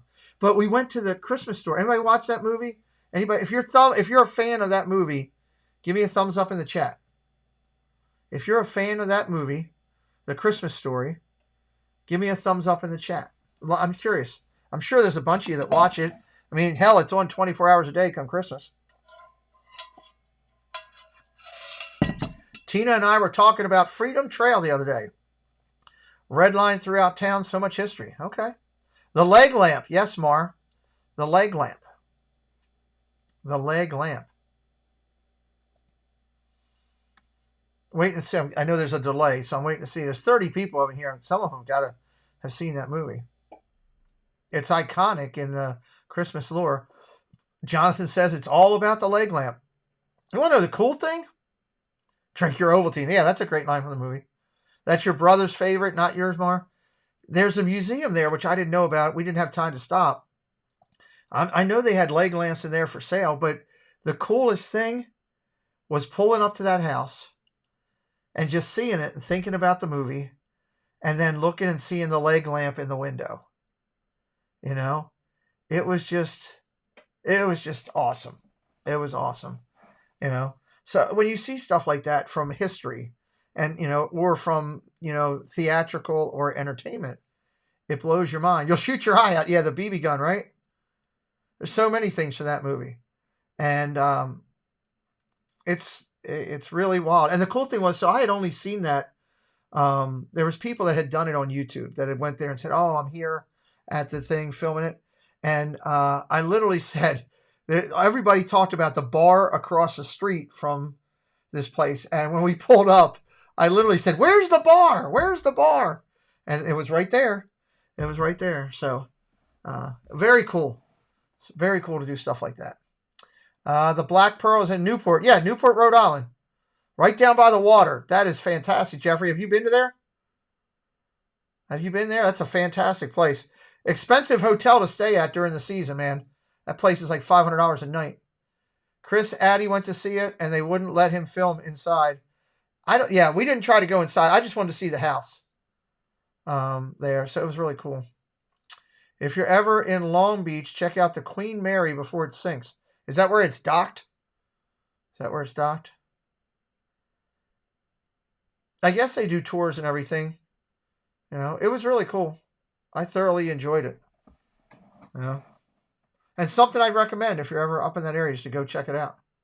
You know, there's always sights to be seen and things to know and, you know, find out. And, you know, where you get places you haven't been, it's really cool.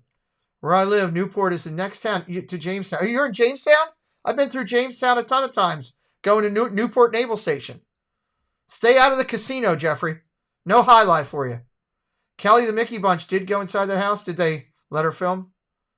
It's docked there. It has a lot of structural problems, though. Yeah, so much history on the Queen Mary. How about that? How about that, everybody? How about that? That's I mean, there's so many more things I'm sure we could bring up, and we'll keep here for a little bit longer. I'll go to like 2, see where everybody's at. I hope you're having fun with me doing these. I hope for those insomniacs that we have right here, I'm one of them. I hope this stream is helping you. I hope that what I'm doing here is putting a smile on your face, or at least giving you a comforting voice to listen to as you lay in bed or relax or whatever you're doing. Main Street Nick, good night, and I hope you do make it up, Nick. Love to hang out with you up here. Joe Watchford says, my daughter went to vet school at Virginia Tech. We used to do road trips twice a year to see all the states. That's awesome. That's awesome. You're in Jamestown, Rhode Island. Nice. I don't know what that road is that you go through Jamestown. You take it down Jamestown and it brings you down across that big bridge. You know the one I'm talking about, Jeffrey? That's what I, looking out there onto the water, seeing the lighthouse and everything. Very cool. Very cool. I did love that about my job when I was able to work, to be able to go to places I've never been, to be able to see places. There would be days where I would wake up here in my bed, or not gonna lie, I had a cot in this office here for quite a bit, and I'd get up here, take a quick shower, and I'd be on a plane at 4:30 in the morning, and my lunch would be in Boston at a great Boston restaurant, and my dinner would be at the casinos down by Connecticut, because I'd go in and I'd go in and do Hanscom Air Force Base, and I'd go get something to eat somewhere right around the Boston area, and then drive all the way down through Connecticut and stay down by Newport at the casinos were the cheapest place to stay. I could get a room at the casino for $69 a night at a time, and if I stayed over by Newport Naval Station, I at that Marriott, I'd be spending $199. So I was cheap when I traveled, just staying per diem as much as I could. But it was great days to be able to do stuff like that. Walt himself traveled on the Queen Mary. That's right, he did. You're right. It's awesome to walk where they walk. That's really cool. These insomniac streams keep me company. My dogs are great, but they don't carry on conversations. Well, I talk to Sally all the time, and if he ever answers me, I'll be in trouble. If he ever answers me, I'd be in a ton of trouble. But dogs are great companions. And, Amber was trying to talk to us about a second dog. I think we finally got her off of that tiff there. So, I think so. I think we finally did. Think so. If he answers you, put the drink down. Well, I think that they do. If you have a good relationship with your dog, they can tell you a lot through their facials and their gestures that they do. Like with Sully, I can tell when he wants to be left alone and he's laying, his head goes down deep in his lap. When he wants to lay up by you, he'll start moving his head back and forth, and then he's going to come over and lay down. When he wants to wrestle and play around, he'll start smacking me with his paws, and throwing his head into me. So little things they do. Sully's been a great dog for our transition. I've had Labrador retrievers all my life, and I've had 4 of them that we've had, and we put them all down over time. but they were great dogs. They were my companions through a lot of stuff. There were a lot of days where I slept in this office and the only companion I had in here was one of my labs, and they were great.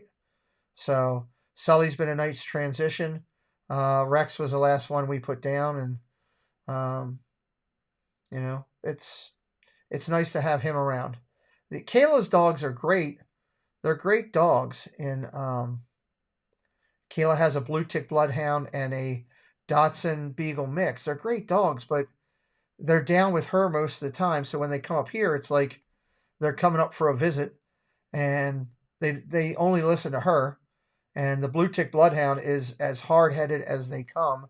A great dog, but as hard-headed as they come. Newport Grand Casino. They closed that casino, Jeffrey? It's been so long since I've been there. I don't know.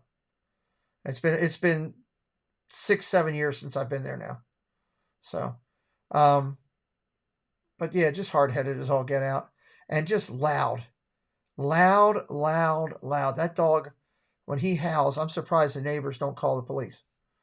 So, and when you want to go out to pee at 3 a.m., they lick you in the face to wake up. Luckily, we've gotten lucky with Sully. We got lucky with all our dogs. We didn't have a lot of that more. We put them out beforehand and then went to bed. And now in the morning, yeah, they want to get up and go. So now I know, I don't know if I'll sleep in here tonight because I do have my ottoman over there. I don't know if I'll sleep in here or if I'll go into the bedroom tonight. Amber's home, so I don't have Sully in there. But usually when Nanette gets up for work at 3 in the morning or 3:30 in the morning, if Sully's around, he wants to go outside. So he does go outside, then he comes back in. But, I usually put him out when I get up in the morning. He usually wants to go chase a squirrel. There's no squirrels out there. He runs out. He looks around. No squirrels in the tree. He'll pee by the tree to mark his territory, and then he'll come right back in. So that's a good thing. That's a good thing. So what else you guys got? We got 28 minutes left here, 1:32. I'll go till 2. That's a nice little stream. Don't forget, we're going to do this tomorrow night a little bit earlier at the 10 o'clock time frame. Hang out, play some videos, do some music. I'm just trying to give everybody something to do late at night on the East Coast and have some fun. So we'll do this again tomorrow night. We have our interview tomorrow night. Let's talk about that for a second. I'm really proud of this. I'm really excited about this. Go down to my community thing here. I think Dad Build's stream is up there first. I got to take that off because he's done for the other day.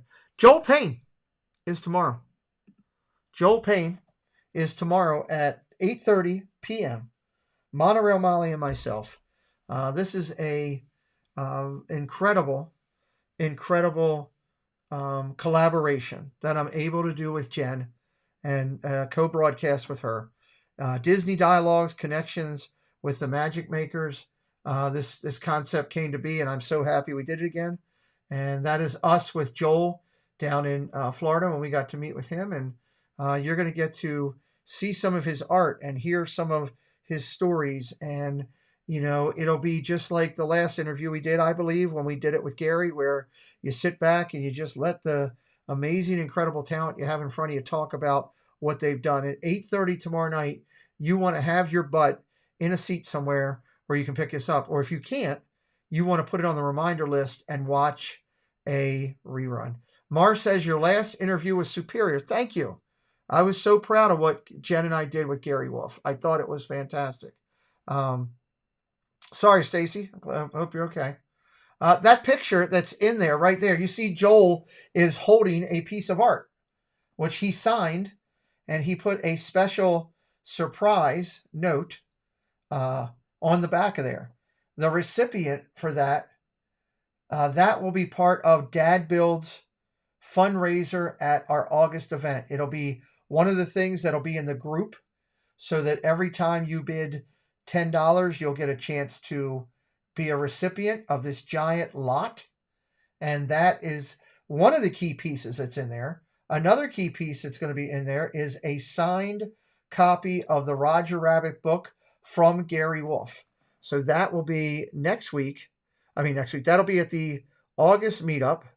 And I couldn't be more excited for what we're going to try to do to raise money for dad builds. But that picture, that piece of artwork is signed by Joel, not only in the front, but also in the back. And it will be part of the August event. So you want to make sure that you're there. Every time you do $10, you get a chance to win it. The lot is going to include 2 different styles of Epcot popcorn buckets. It's going to include Loungefly. It's going to include the signed art that I talked about, and that's just the beginning. So it's going to be a major giveaway, and excited about it because it's going to raise money for American Heart Association. It'll give you something to help your tax dollars or your tax situation for next year, as you can donate to this 100% tax deductible. So Debbie says, thank you for the soothing streams so I can relax and go to sleep. I hope it helps people. I'm really hoping, you're laying on your couch or laying wherever your spot is in your house, and you're sitting back and relaxing and just enjoying listening to me do a little verbal ASMR, I guess, trying to keep a soft tone, and hoping you realize that, how important you are to people in your life when you're sitting here. If you had a long week or you had a long day, you know that there are people out there somewhere, and somebody today has thought of you. That's pretty much a given. If you're involved in people's lives, somebody somewhere has thought of you. Maybe it's the person at work that you work with, and they thought of you when you came in and they saw you working hard. Maybe it was the mom at the daycare that saw you picking up your kids and thought of you later on in the day. There's always something. Stacy just did it for her niece, and doing it. So keep that in mind and try to find that happiness in your life. This channel is about positivity. Dapper Danielle, one of the reasons I like her work so much is her channel is all about positivity. And if we had more of that in the world today, how much better of a place would it be? And, as I've said many a times, my world is the best it's been in years. And I've chose to fight to get to that. I was in some dark places a long time ago, some very, very dark places in my life. And I'm no different from anybody else. We all have that. We're humans, right? We're humans. And I hope this Disney community helps a lot of people. I think that's the great thing about our community is people come here because they love Disney.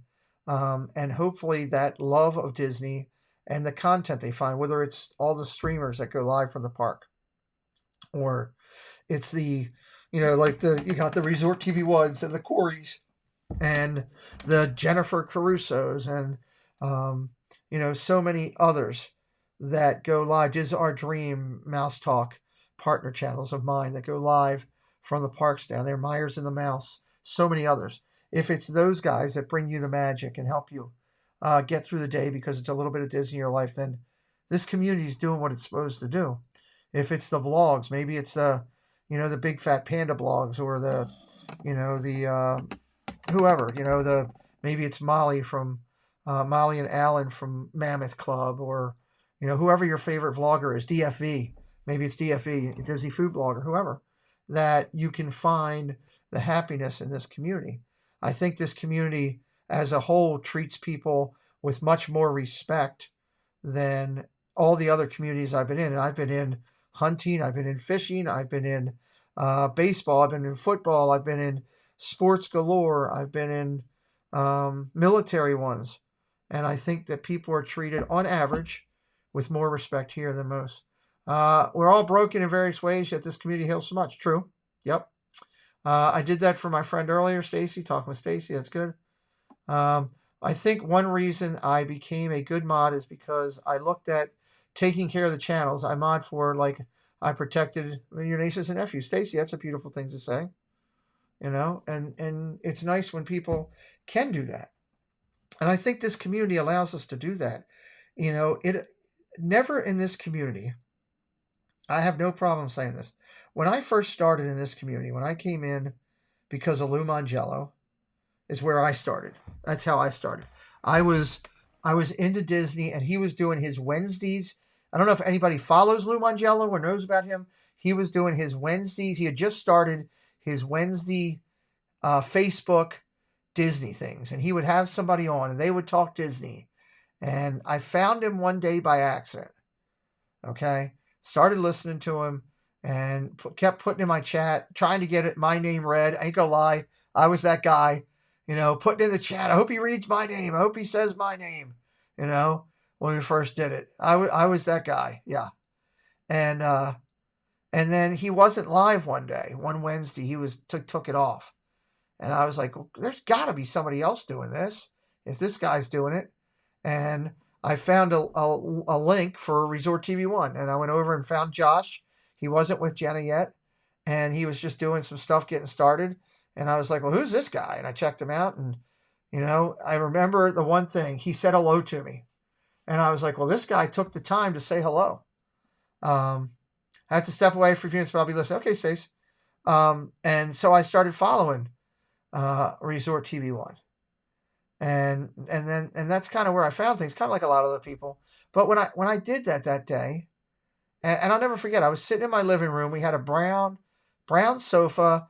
It was it wasn't leather. It was just regular standard fabric, but it had the things where you put your feet up, and I had my feet up, and I was looking at my phone and trying to put it up on my TV, kind of like, if anybody remembers the first meetup, when we put up the naked people behind Annie Coog on the TV. That was kind of funny. If anybody remembers that, me doing that. But I remember looking for that. But when I got into this, I never thought that I'd be a creator. Never thought that. Wildest dreams, never. I was too busy working. And I loved my job, and I loved traveling. And, that was good. And I loved all the times I got to go to Disney because of my work. That was awesome. I mean, I was down in Disney as much as Tim Rempel's down in Disney because of my work. God bless my work. And I never thought I'd be doing this. I never thought that I was so cynical because of things that I did with my job about meeting people that I didn't know, staying hidden, in the realm of things, which didn't really make sense because I used my real name when I was out there. I don't know. I don't know why. I just didn't know what I was doing with the technology at the time for YouTube. But, I just wanted to protect myself and my family. And you hear the horror stories. You hear the horror stories of the people you're going to meet on YouTube or out there on the internet. And, this guy's going to come to your house and do X, Y, and Z. And, all that kind of stuff. Your gerbils are in trouble. He'll eat your gerbils, and he'll, attack your dog. And, if you got frogs, they're going to fry them up. These people on the internet. You hear all these horror stories. And my first memory of Pete is sending super chats to Corey Meets World about his perfect hair. Yeah. Did anybody know that I was also a different alias in there, Mar? Did you know I had another alias in there at that time? I don't know if you did. I don't use it that much anymore, so I don't mind acknowledging it now. But it was, you worry about that. And then all of a sudden, you start following different things and different people, and you start getting involved. You didn't know? Well, then I'm not bringing it up. There's only one person, and I'm hoping she's sleeping, that knows a bunch of my aliases. So I'm not bringing it up. I'll leave that one as a hidden thing. But I had a different. No, I'm not Brenda's Bald Beaver. I will tell you the truth. I'm not Brenda's Bald Beaver. I had another alias. You're not sleeping. I was hoping you were. I had another alias back in the time of Corey. Back there. Nope. I'm not neither one back or front glue. That I used to mess with Corey all the time. And the great thing was, Corey knew who it was. Because I never wanted to hurt anybody's feelings or anything. So I was down there with Corey one day after working down in West Palm Beach. And I said to him, hey, this is my other alias, and I just want you to know it because I don't want you to feel offended. I'm just joking with it. Is that okay? And he was like, yeah, that's okay. So I don't think anybody remember. Jen might know it just off the top of because we've talked about stuff. It's not any alias that's in any chats today. I can tell you that. It's not any alias that's in any chats today. And it had to do with Corey's hair. is what it did. I'll tell you that too. So, but you find and you meet people and it's like, man, you think you know? Text me if you think you know. Yeah, Pepper knows. Yeah. You text me, Wheeler, if you think you know. There is a bunch of old ones, including Corey's hair. There is a bunch of them. Okay, Pete, I had to post something. Pete, do you remember the stream where Steve was shopping at the Walmart outside Disney? Yeah, I can talk about that for a second. You got the link for that? You can put that in. I can talk about that. How did you get that? How did you pick that up? Yeah, okay, you guys are right. I'll give it to you. It was Mario the Barber. Jen got it. Wheeler just texted me, and Mar got it. Yep. So, see, I didn't know anybody else had knew that. I knew Jennifer knew it, but I didn't know about that. So Steve's first trip to Walmart. Okay, who in the stream saw that? No, who knows what Stacy's talking about? Put a hand up or a thumbs up in the chat if you know what that's about before I talk about it. I'm just curious how many people know about it beforehand. I'm just curious. Yeah, Stacy even gave you the time parameter on when the doggone thing starts. You know, that's crazy. She even knows the time when it started. Let me see how many people actually know about that story. You thought of who was in Corey's stream back in the day. Yeah, that was me. Eating cookies in Walmart and drinking chocolate milk, Noah says. Who knows of that stream? Does anybody know about it? Pigletru does. There we go. Mar says I missed.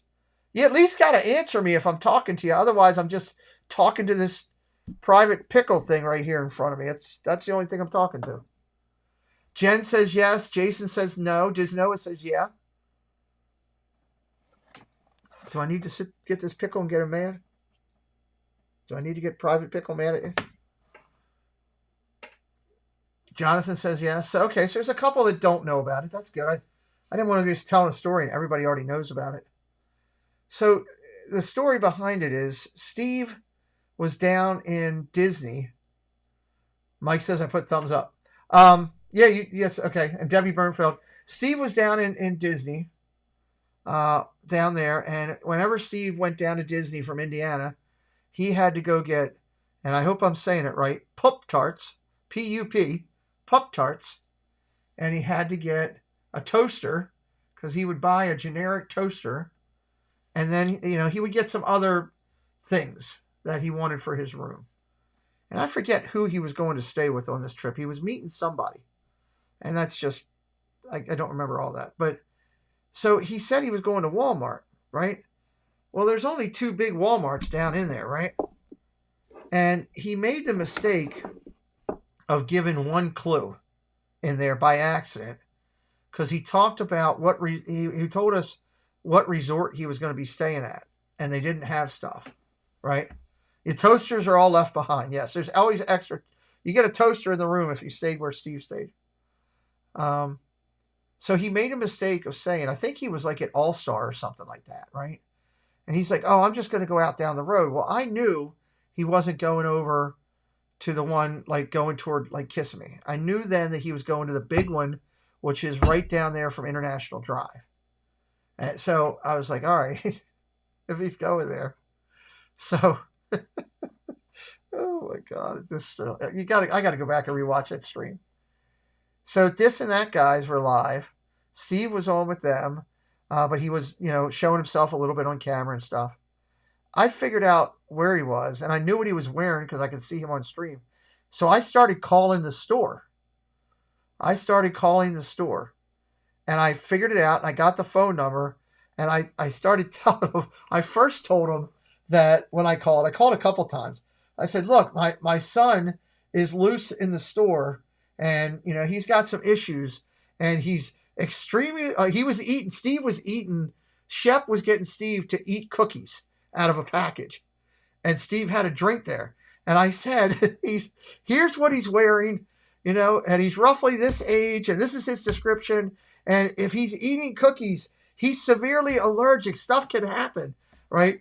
And Steve was getting nervous because he knew what I was doing. And then I called and got security on the phone. And I said something to the effect of, like, I gave him a description of him, and I think he's going to do something wrong in the store. I was in the store. I saw this. Well, by the time that Steve got up to the register, he was basically surrounded by people staring at him. It was hysterical. I don't remember Jen or Pigletru or Mike. I think I had him paged too, if I remember correctly. I'm pretty sure that I had him paged to the front of the store and he wouldn't go.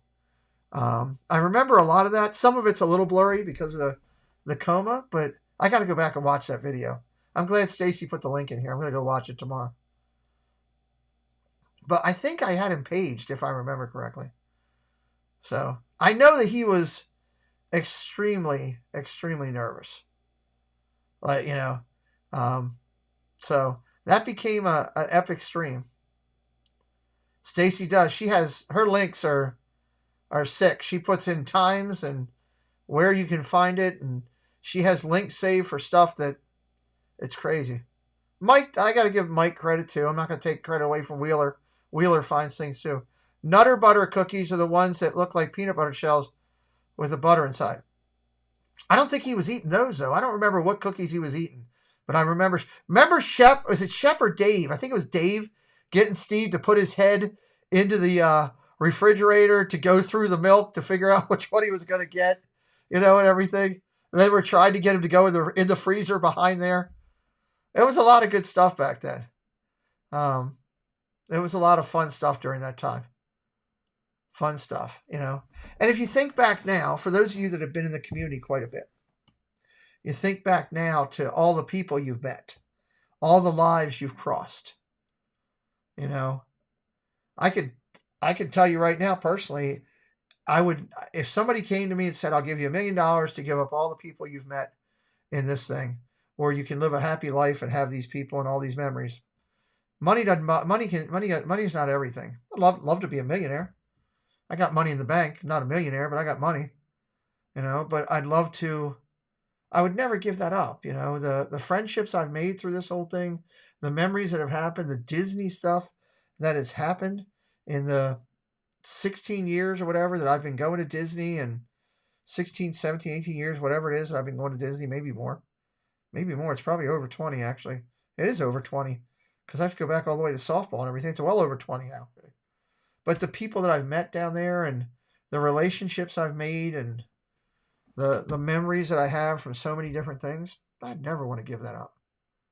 And you never thought you would find that. I never did when I started this whole thing and was joking on this and that, and when I was made a moderator. Stacy, you remember when Resort TV 1 made me a moderator and I was giving you a bunch of crap, but Stacy helped me with moderating when I first started because I didn't know a lot about it.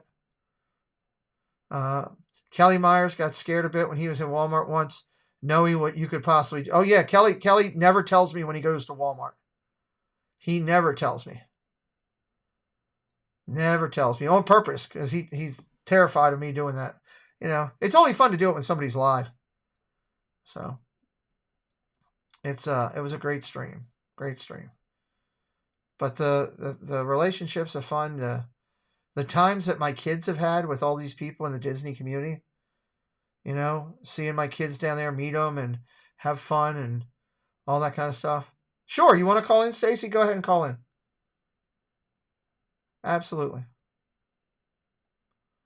I'll put Private Pickle here to stare at you. Right here at the phone. Right here at the phone.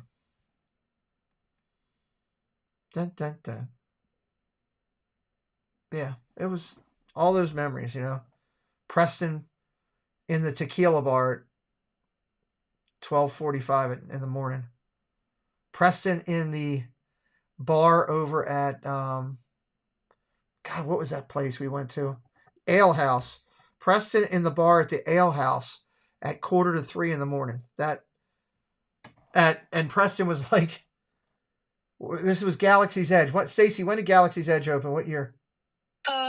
Shoot, that I don't remember. Or, but what I do remember, Ray's going to look it up for sure.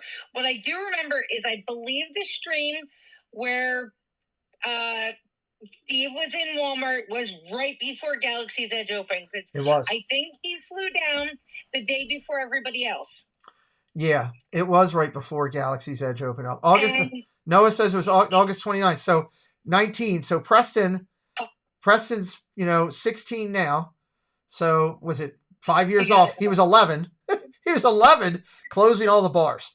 So, yeah. And that's a true, that is a true story. I remember that, I don't even remember, I can't remember whose channel that's on. Because I think that was still when the guys were switching each week. One of them streamed. So I don't remember whose channel it's on. Yeah, I don't remember either. And that's the tough part. A lot of that great history of things that happen that are memorable. It's like, unless somebody like you or somebody else has saved a link with a timer and labeled it and knows where it is, you'd have to go find it, This is on Shep's channel. I thought it was. Okay. Yeah, because, it's on According to Shep. And they were, I had to bring it up to see. Okay. They, hold on a second. Let me take my earbud out because I'm hearing myself I'm listening to the stream when I'm talking on the stream. It's getting confusing. I answered myself. Anyway, they were, they said Steve went to get his toaster as he always did. And they had him buying snacks and stuff. They had him getting the Pop-Tarts. Right. And they had him open the cookies in the store. He was eating the cookies. When he got up to the self-checkout, that's when he's like, what did they had him? Zip had him looking for postcards. They had him, what the heck? They had him looking for, you're right. They had him looking for postcards. I want to quote Molly. Molly says, Stacy, you're amazing documenting this, such great memories. I'm glad we're updating this on my stream and we have it there. Okay. They had him saying something to people too, and I can't remember what it was now. I remember you. Hold on, Jonathan. Something about, you're up this late too, or I can't remember what they had him saying to people, and I was just in shock that he was actually doing it. But Jonathan says, I remember. Hold on. Jonathan says, I remember you yelled at Preston that he was sending pictures. Well, that's a whole different story, Jonathan. Okay. Look, I don't. Things weren't peachy keen with my wife about that trip and being down there already. Okay. Let's just leave it at that. Let me just say that. Well, at that point, they were still your kindergarten friends. Well, she was not thrilled about those guys. This is all. I'm not saying anything bad about my wife because it's all it's all documented on the This and That Goes. That's when Steve used to be fun. Oh my God! What did you say, Stacy? She's not wrong. Is that what you said? That's what I said. Oh my God, you two! Good Lord, I can't take you anywhere. God, the both of you together. And this is why you need to come to August. I need. We're trying. I know you're trying. I know you're trying, but I need 10 minutes of Stacy and Molly together in my life. All I'm gonna say is, first of all, Molly, Angie, and Angela, and Tina. Oh my God. It's a lot of great people. So things were not cool with Peachy Keen with my wife at that time. And we were down there and he did not understand the fact of what stays in Orlando, what happens in Orlando stays in Orlando. He was taking pictures of himself in the bars at 3 a.m. and texting it to my wife. I'm here with Mr. Dave and he's doing tequila. And I would get, we had probably one of the worst discussions we've ever had. in our lives. When the next morning when she, because she asked me, did he have him in bars? And I didn't lie. I said, yeah. And I was like, how do you know that? He sent me pictures. I just looked over at him, and it was almost like he wanted to run away. I just looked at him, and he knew how mad I was when he looked at him. And that stopped after that night. Yeah. There was no more pictures coming home after that night. Oh my God. So. Yeah, I remember him bragging about closing down every bar. Oh, he loved it. And I even had to tell Dave, because remember, Dave was hot on social media at that time. Remember? He was posting like crazy. I said, Dave, do not post any pictures of you and Preston in any bar. So he's like, oh, I got you. Well, that was crazy too, because that was when we were lining up for start. So we had Galaxy's Edge a couple days after that, because Steve got in there a couple days before. He was running around getting stuff. Those guys were all together over at, the four of them were together, and Corey was with them. I remember the day before Galaxy's Edge opened, and there was rumors of the soft opening. Oh, Jesus. And Mary and Joseph. Everyone was all gathered together outside the entrance to Galaxy's Edge, and it never happened. So that was the first time I ever met Justin Scard. He was down there on media, going in and out of there, and he knew Dev, so he came over to talk to. Preston and I were with Prince Charming Dev that whole time, and he knew Dev, and he came over, and Dev introduced him, and nice guy, girlfriend's awesome. He was great. Sat there and talked with us. But the four of them, the four This and That guys, and Corey, and Triple P. Remember Triple P?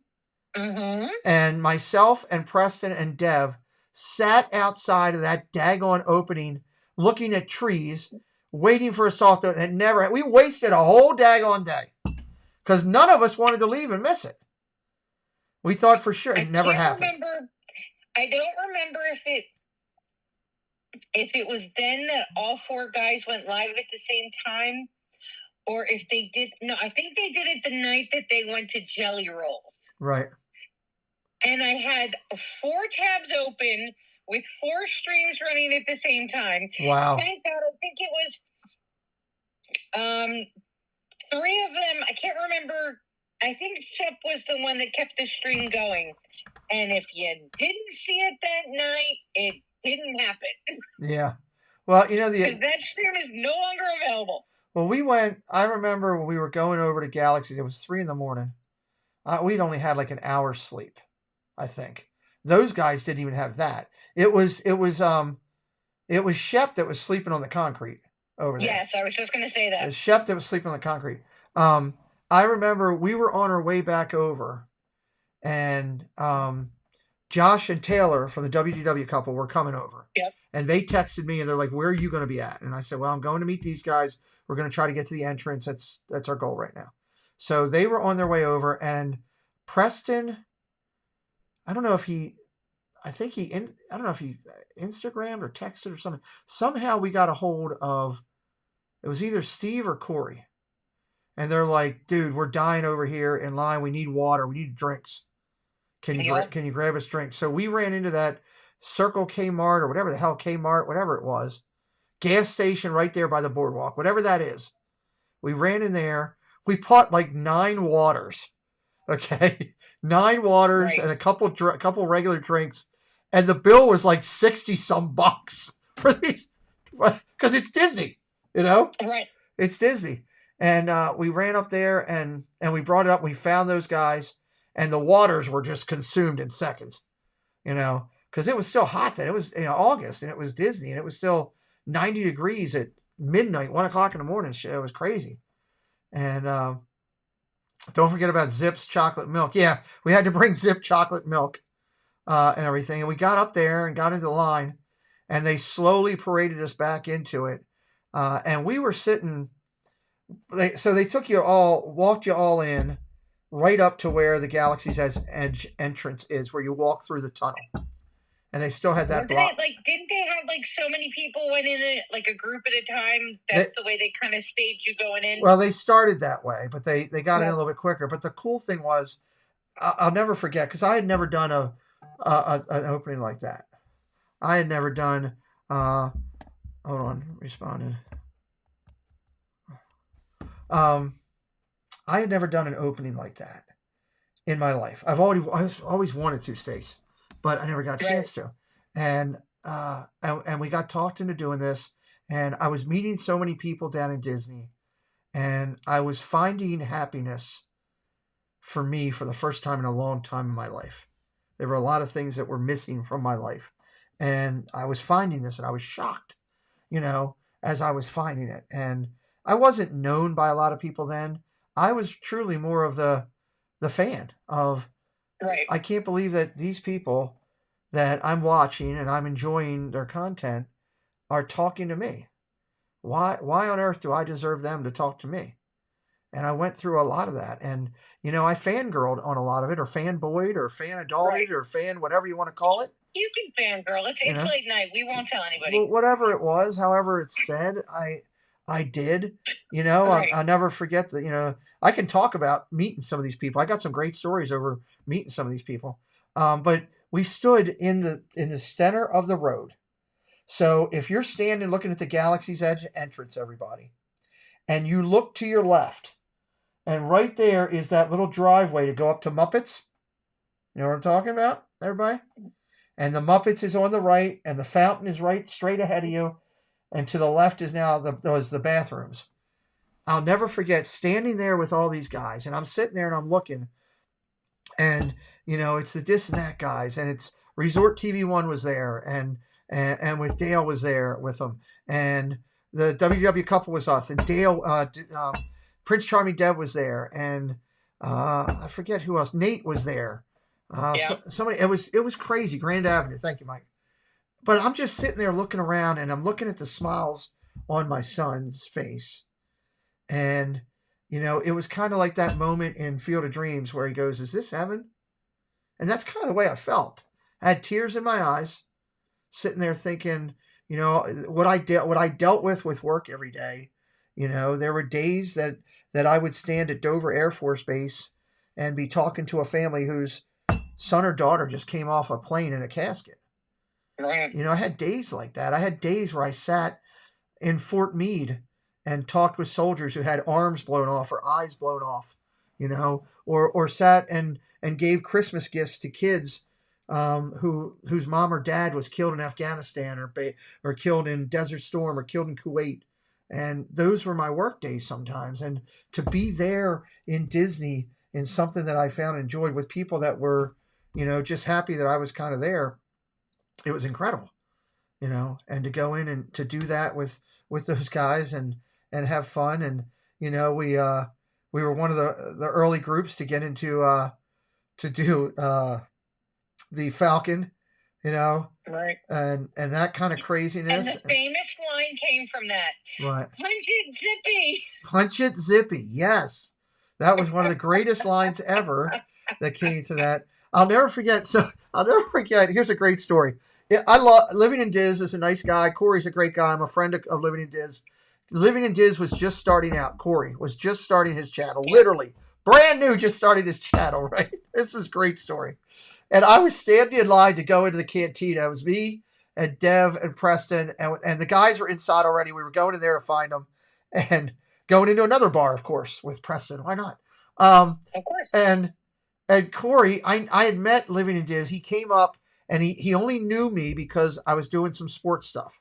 I just started doing some sports stuff, and he saw me on there. So he came up to me. He's like, "Hey, you're the sports guy." He didn't know my name. He said, "Hey, you're the sports guy." I was like, "Yeah, I'm Pete. Nice to meet you, blah, blah, blah." Right? And Dev was like standing up in front of me, right? With his back to me. And all of a sudden, Dev turned around, and Corey's eyes got huge, right? And he's like, "Oh my God, Prince Charming Dev," right? And Dev said hello to him, and then Corey, left, and Corey looked at me. He's like, "Thank you, I got to meet Prince Charming Dev," and Dev turned back around to me, and he goes, "Who was that guy?" Wasn't Philip, Dad, and Gonzo at the opening too? So during the day, we saw them later in the day. That was all. The time that I'm talking about that happening was 4 a.m, right? Oh my God. I had never met Dole Whip Dad. I had never met Gonzo, right?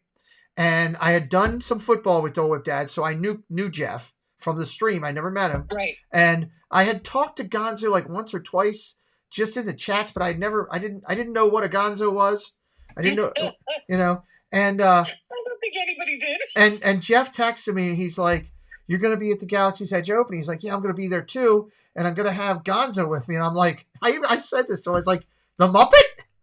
And he goes, "No, Gonzo the guy." And I was like, "Oh, okay." So we were leaving Galaxy's Edge to go over to the other section up there by Toy Story Land. We were going out that way, and I heard my name called. First time ever I heard my name called in a park. And Dev starts, "Hey, somebody knows you."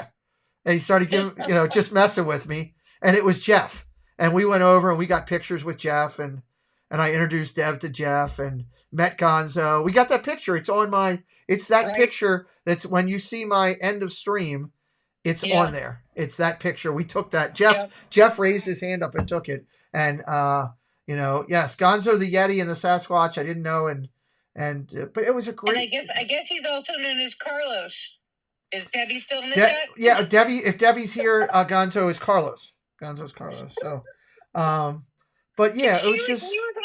He was on Chris's stream last night, and I think it was Molly that was joking and calling him Carlos in the stream, and I can't remember who it was, but someone put in the chat, "Gonzo is not Carlos, guys." Yeah. So Molly had to explain to him. Molly had to explain it. She's pretty quick with the fingers to explain. Well, there's a lot of people that are newer to our community that don't know about all this. Yeah. That don't know about, how things came to be, who was where. They don't know about the fact that I was fully. That here's the thing about here's the thing about this as I hold up this and that thing. I know who we forgot was there. Wasn't Disney Dan there too? Was that the same weekend of the Disney Dan showed up. Showed up. So, I keep this microphone thing because of how many friends were there and what that meant, raising money and all that. But I also keep that microphone thing because it was 20 some days later that I was dropped. That was my last trip that I made before I got sick. It was the last thing I did. And the amazing thing about that is I stood in the circle. Everybody, where the hub is when you go into Magic Kingdom. It's where they put the tree. It's where they put the tree all the time. You usually will see Roy there on the bench with Minnie. And I sat there with Deb for a minute, and I turned back and looked at the castle. And I'll never forget it. I turned to him. I was like, "Dude, we got to get out of here. You got to get me to an airport." And he's like, "Yeah, I got to get you to the airport." And he was like, "Take one last look." And I said, "Yeah." And I looked at it and I said, "I'll see you soon, Walt." And the crazy thing was, no truer words could ever been said, because I literally, I literally was basically almost classified dead. Right. So I mean, I would have seen Walt, and I would have got to ask him, "Hey, what do you think about what's going on down there?" But to be blessed to be here and to be able to give back, and the things that I now have going on in my life, and all of you good people, and couldn't be better. So, Stace, they were some great days. Some of the days of you brought up the fact that my wife hated the whole situation, because you heard on the streams where I would be in there joking with those guys. I remember you being in a bathtub commenting in the chat on Disney. I was in a bathtub trying to mute as I was commenting in Disney, because I wouldn't be on screen, but they'd bring me in via phone to just start trouble and stuff. And I would be, because she literally would come out and slam the door and be like, "You and all your delinquent kindergarten friends need to be quiet. I gotta sleep."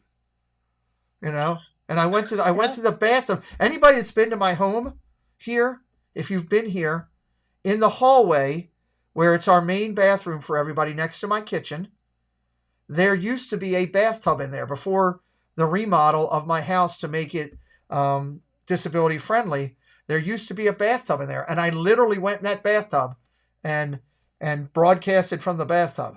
And Shep. When I was in it, you had either, was it Stitch towels or Mickey towels? I can't. It's one of the two. We had Stitch.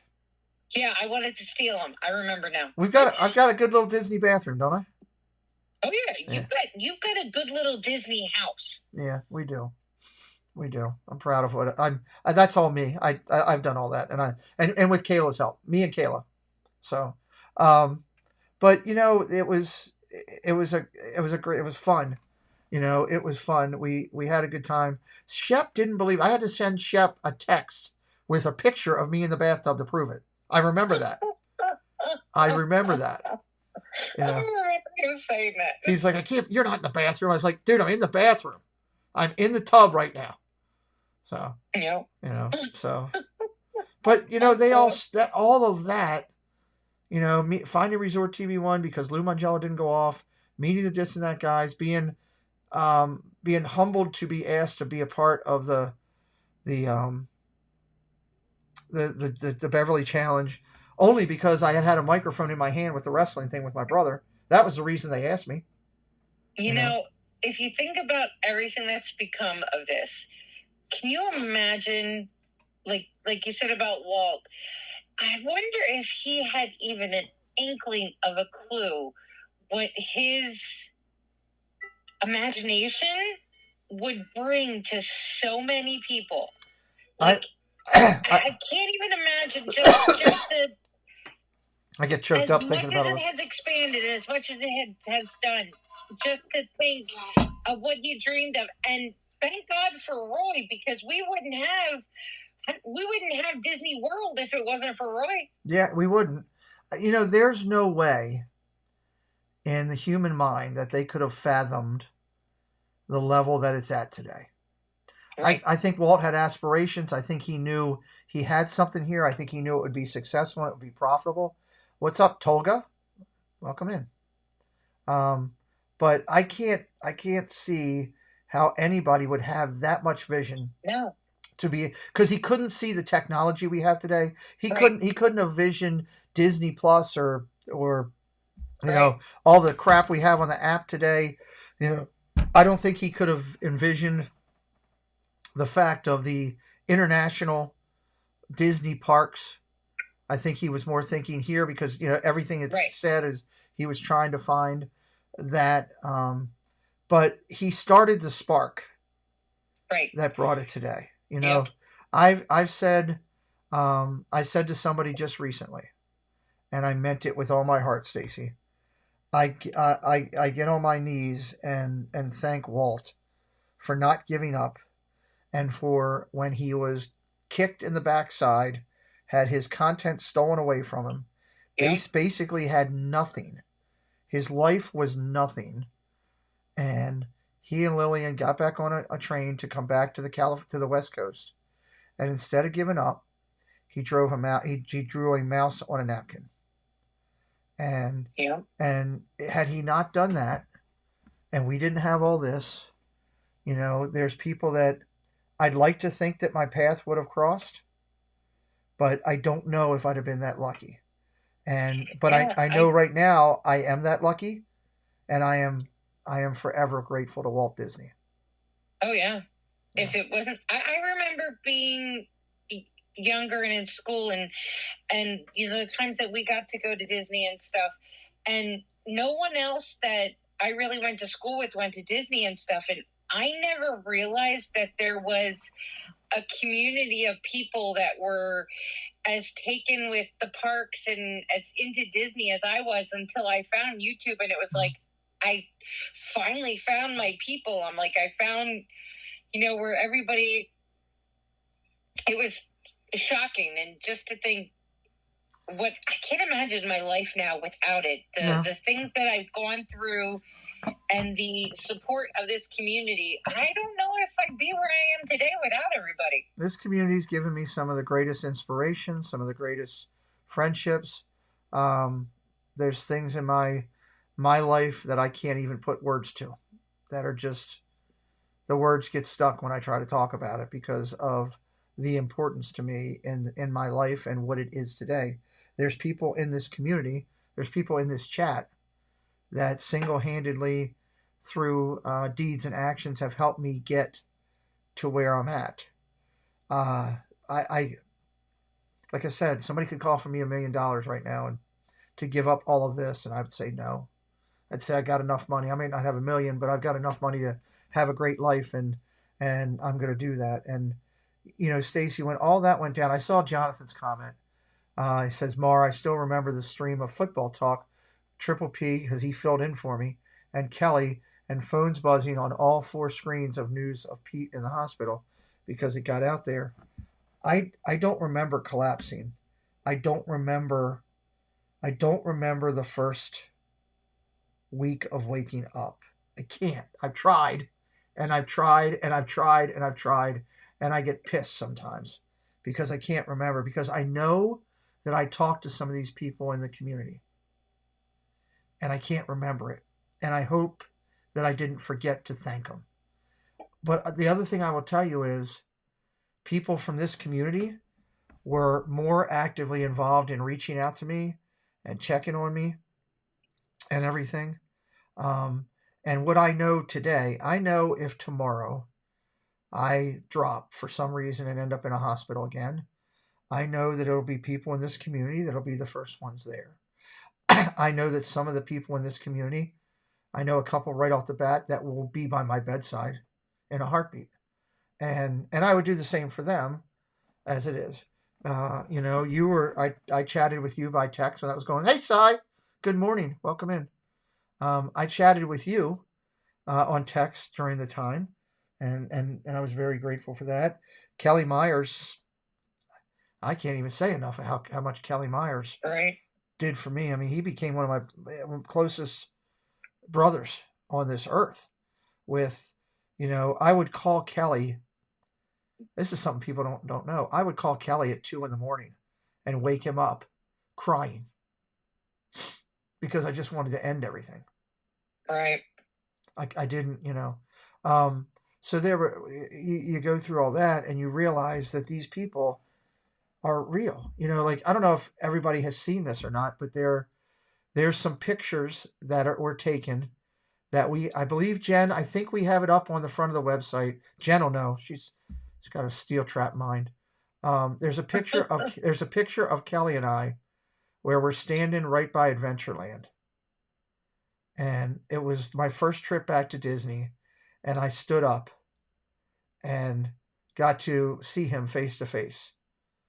And I was crying and he was crying. And we joked about Steve earlier. If it wasn't for Steve, Kelly was leaving town. Ivone had stuff going on with her parents in Kansas. Right. And Kelly was leaving to go there. And he waited, and he came up, and he found me. And I'll never forget it as long as I live. The look, the love that I had for that guy, and still do. And the people in this community. But to see Kelly, and he came up there and found me when he could have just left for the airport. Right. And there's just a bond that he and I will have forever because of what he was able to do. He was able to talk me down and to remind me that there was things to believe in. And this is a guy from the community, Stace, like you're right. Saying. It's, he wasn't somebody I hung out with. He was a guy I did a football show with. Yeah. And I was a Ravens fan and he was a Chiefs fan. And we had that other clown over there that was a Cowboys fan. Oh yeah, we don't talk about him. So if that, I was in his stream the other night. I was in his stream the other day, by the way. He said hello to me. It was great to see him say hello and smile. Yeah, I do miss him, but he's got to do his thing. Yeah. But it was incredible for him to do that. And you talk again. Here's another quick story, Stacey, I know you love. So I said on one of the streams that there was a refrigerator that I had, right? Okay. That Preston's baseball team had bought me for the rehab because I was having a fit because I couldn't get anything damn to drink in that stupid rehab at 1 a.m. They just wouldn't do it. I was getting pissed. So, and they got tired of me hitting the nurse's bell. they got tired of me hitting the nurse's bell. So, Let me see. What is this? Okay. So I had this refrigerator, but it had no. It was just like this one right here, right now. It doesn't have any annual pass stickers on it. So if anybody has any actual annual pass recently that you got, like hey, send it to me. I would love one, please. Yes, I'm groveling. But it was just like this. It had no stickers on it, and I made the comment. I came on to like I think it was maybe it was when Dis and That did the charity auction thing for me, and I'll talk about that in a second too. I said I don't have any stickers on my fridge. It really sucks because I used to lay in the bed like this, and when I laid with my head here, which you can't see on camera, so it's the other way, kind of like this on the other side. But I laid with my head, and I could see the TV, and I could see my refrigerator. I couldn't see any magnets, right? I woke up 3 days later, I think it was, from sleeping. This is a true story. This is a funny story. I was sleeping, and I was sleeping really well. It was middle of the day, Stace. I know because I was watching Judge Wapner, and I fell asleep. Okay? And I was laying there, and I'll never forget this. I was laying there, and I was like, let me make sure you can see me. So I'm laying there, like, waking up, like, I do like this. And I opened my eyes, and right here was Walt from Mouse Talk. And I went, ah! like that. That's a true story. Yeah. He That'll was make you scream. he came, at that time Walt lived near me. Right. And he came from his home with two. Hey Gonzo, good morning, sir. Gonzo! We were just talking about you, amazingly enough, brother. But yeah, he brought me up a Chip and Dale annual pass, and I put it on my refrigerator. That's cool. Yeah, so that was a great story, on that front. The auction was cool by just in that too. So many people raised money to help me, and I'm never able to say thank you to every last one. I know that. It's we being my family, or me, I guess me. Because of what happened to me, I generated $500,000 in medical bills for myself. I'm sure. Well, the actual bill was $2.5 million in medical bills. I believe it. But I was only responsible for 20% because of our insurance. And so many people in the community. Donna Jaworski did a GoFundMe for our family. This and That raised money. Yeah. Resort TV One did something raising money. There was a bunch of people that Holidays Happy. It's right behind me. Yep. Jen, I was so proud that those haven't been worn except for Amber, right? And Jen wore those at Christmas when we were down there. I asked her if she would, and I have pictures. I have pictures of those being worn in Disney. That's the first time, and that I got to have a picture of that. So I was really happy about that. Holidays Happy. They are right there. Yep. That's what Meg did, raising money. Yep. I remember that stream. It was Meg. I think Chris was in it. Steve might have been in it. There were, I can't remember. There was someone else that's no longer in the community, and it was like a challenge where they did the ears in an hour. And I don't remember if all of them auctioned off their ears. I think obviously Meg's did because you got the Holidays Happy, and I think Chris, if I don't remember, I think Steve was in it, but I can't remember for sure. But it was what they could do in an hour with the ears. Right. And poor Meg, when she saw she had that backwards. It's backwards. She wanted to redo it. Yep. And we all said no. Do you remember what I paid for these ears? I don't right off the top of my head. $80. And well worth it. Because they're one of a kind. Yeah. And I wanted to have it, and now that I do, it's it's forever a keepsake of this community, and it was very, like I said, it was very cool. I know Jen appreciated. She told me thank you for letting me do that, and it was great to see, something from the community down there. To me, it keeps bringing things full circle, as we keep trying to do, or I keep trying to do what this channel is meant to do, which is bring the community together and put smiles on people's faces when you need them. Yeah. So Marlene made ears that night too. Did Marlene? Okay. I just remember that when we made Meg not change them, Right. and I told her She wanted to so bad. Oh yeah, she wanted to fix them, and I said no.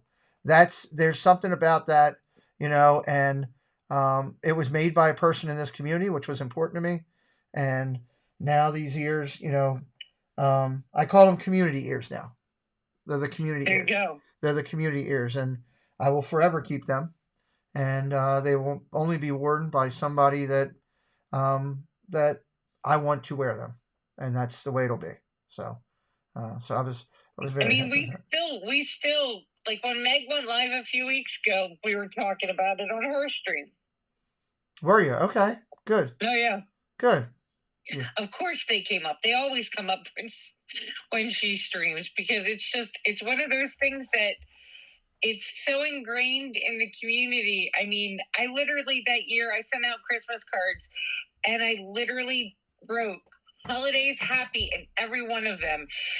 Those who knew. Those who didn't were very confused. Yeah. It was oh yeah, Mylene did make donut ears. I remember Mylene that now. made donut. That's right. Mylene made donut ears. That's right. Yeah. It was Arlene made Marvel. Wasn't there? There was someone else. I'm trying to remember. It was another guy. I think. I don't know. You've got every link there is to next to the world. Go figure it out. I don't know if I have. I might. I have to. Mylene and Arlene that made ears, according to Mark. Yeah. There's things that have just happened through this time that are priceless. As I look at everything, people that we've lost in this community. Yeah. That have made an indelible impact on us. James Ryan, definitely one. Obviously Jesse, it was a tough loss, and there's been many others outside of that. I don't want to go into a huge list because I don't want to miss somebody by accident. Right. But let's just use those two as the stand-ins for everybody we have. We've lost people, and it won't be the last time we do it. And it's part of life and living with what we do and making friendships. But you have friendships all over the world. I mean, think about what we had. Think about the Triple C's the other night. Okay. Yeah. You had me sitting here in Maryland. You had a young lady sitting in Virginia. You had a young lady sitting in North Carolina. You had a young lady sitting in Massachusetts. We had Molly, who was under the weather but still in the chat, in Ohio, talking with two amazing people from the UK at midnight over there, with people from all over the globe watching. Yeah.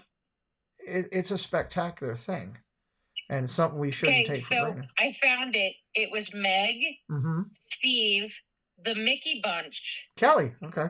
Yeah, it was Kelly and Taylor, Arlene and Mylene, Josh Goes to Disney, and Perfectly Cat. Wow, Perfectly Cat.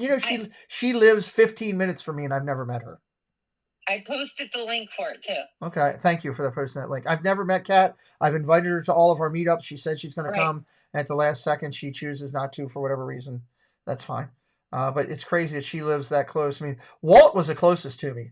Walt was literally 7 minutes from my house. Right. That was crazy. And we had to go to an Aberdeen baseball game 50 minutes away to meet because he was nervous about meeting me, and I was nervous about meeting him because we didn't really know each other. That's a true story. Makes sense. That's a true story. The horror stories you hear about people meeting people online, and and then you see our community, and it's like definitely not a horror story. I was trying to think the other day because Jen and I were talking about the first time she was on a stream, right? And I was trying to figure out when my first time on a stream was, and because of everything, this is another thing that I get mad about. There's stuff in my life that are a little gray because of the coma. And that's one of the things. I can't remember my first thing came on. I don't know if it was with Kelly and Jeff for football. I don't know. I don't know if it was a this and that thing. I don't know if I was invited onto something. I can't pinpoint that. I wish I could. I wish I had that memory. What I can say to you is the first time I remember seeing you on a stream would have been Beverly. Beverly? That's Challenge. Okay, so that's something I'd be curious about. So I don't know if you were on anything before that, but for me, that would be the first thing I remember seeing you on. If you have a memory of the first time you saw me on a stream, put it in the chat if you have a memory of that. That's kind of a neat thing. I'd be curious about that. Yeah, I don't remember, some of that. Here's the funny thing. I remember the whole thing with getting them water. And I remember walking into Galaxy's Edge, but the rest of the trip, I know that we Preston went into bars because we've talked about it and they've shown me pictures, but I can't remember anything about the tequila bar. Can't remember a thing. Cannot remember a thing. So there's just stuff that's just that way. So Gino Finelli, hello, welcome in. Piglet True says the Beverly Challenge. Okay. It might have been that for a lot of people, Stacy. Yeah, that's, like I said, it's the first thing I remember seeing you on. Now, I don't know if maybe you were on something else before that, but that would be the first thing I actually remember. Okay. The funny thing is, I think I might have said this once before, maybe or not. That microphone was not live. That microphone was dead. Right. It was just me talking into it, using it as a prop. And there's a lot of people that didn't know that. Got you. There's a lot of people that did not know that. So, a lot of people didn't know that. So, Beverly was the first time I saw you, but I remember you in Corey's live streams. Yeah, I did Super Chats and I went down and met him a couple times down at the park. I actually met Corey before I met Steve. Because I met him down there. The Super Chats were just fun because it was a way to get to mess with Corey because I would put things in there and he would read it. And it probably wasn't a good thing, to be honest with you. So, oh my goodness. All right. Well, Pete, I have to go take care of Ray now because he's getting better, but still needs help with some stuff. So it was great.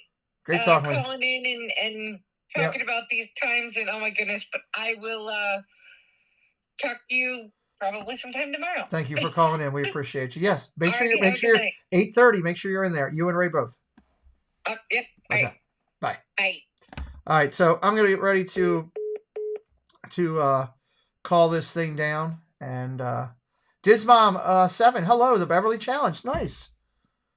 That's where it was. That's, it seems for a lot of people.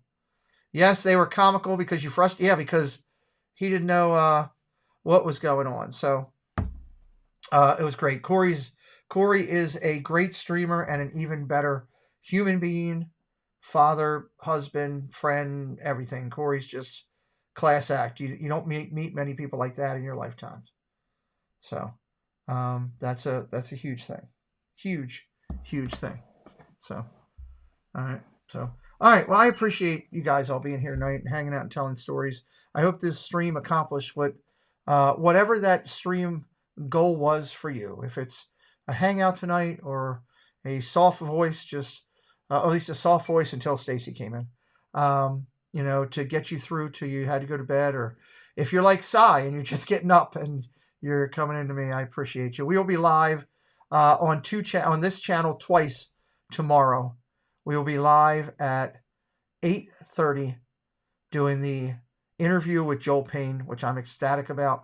And we will be live tomorrow night at 10:30 with another one of these late night after dark hangouts. I don't know what we'll do. Maybe we'll do some clips and stuff tomorrow. Maybe somebody will come in. Maybe I'll see if some people want to come in live with me and just hang out. Maybe some people in the community feel a little bit better, feeling up to it. Maybe somebody will reach out to me and say, hey, I'd be interested or something. And maybe I'll try to do that. I don't know. We'll figure out something. We'll have a good time. Thank you to the moderators for all you do. Thank you to anybody who's been a member of this channel or ever done anything financially to support us and help to keep it going and do what it does. You don't have to give your pennies to anybody. The fact that you choose to give them to us to keep things going, we humbly say thank you and we appreciate you. The best things in life are your friends. The best things in life are that which you commit to your heart. Money can be lost or stolen. Health and strength may fail you, but what you have committed to your heart is yours forever. Hashtag I wrote that back in high school. We'll see you tomorrow night, everybody. Let me give you my exit on the way out, you'll see the picture of me and Dad Builds and also who else is in there? Dole Whip Dad, Prince Charming Dev, the Great Gonzo, all of us. You'll see this picture. Good night, everybody. 3, 2, 1. Give me the video, Mickey. Let's go. I ain't got time for this. It's late. Thanks, Musketeers, for joining the party. We'll be looking for you tomorrow, same time, same place. Bye, all.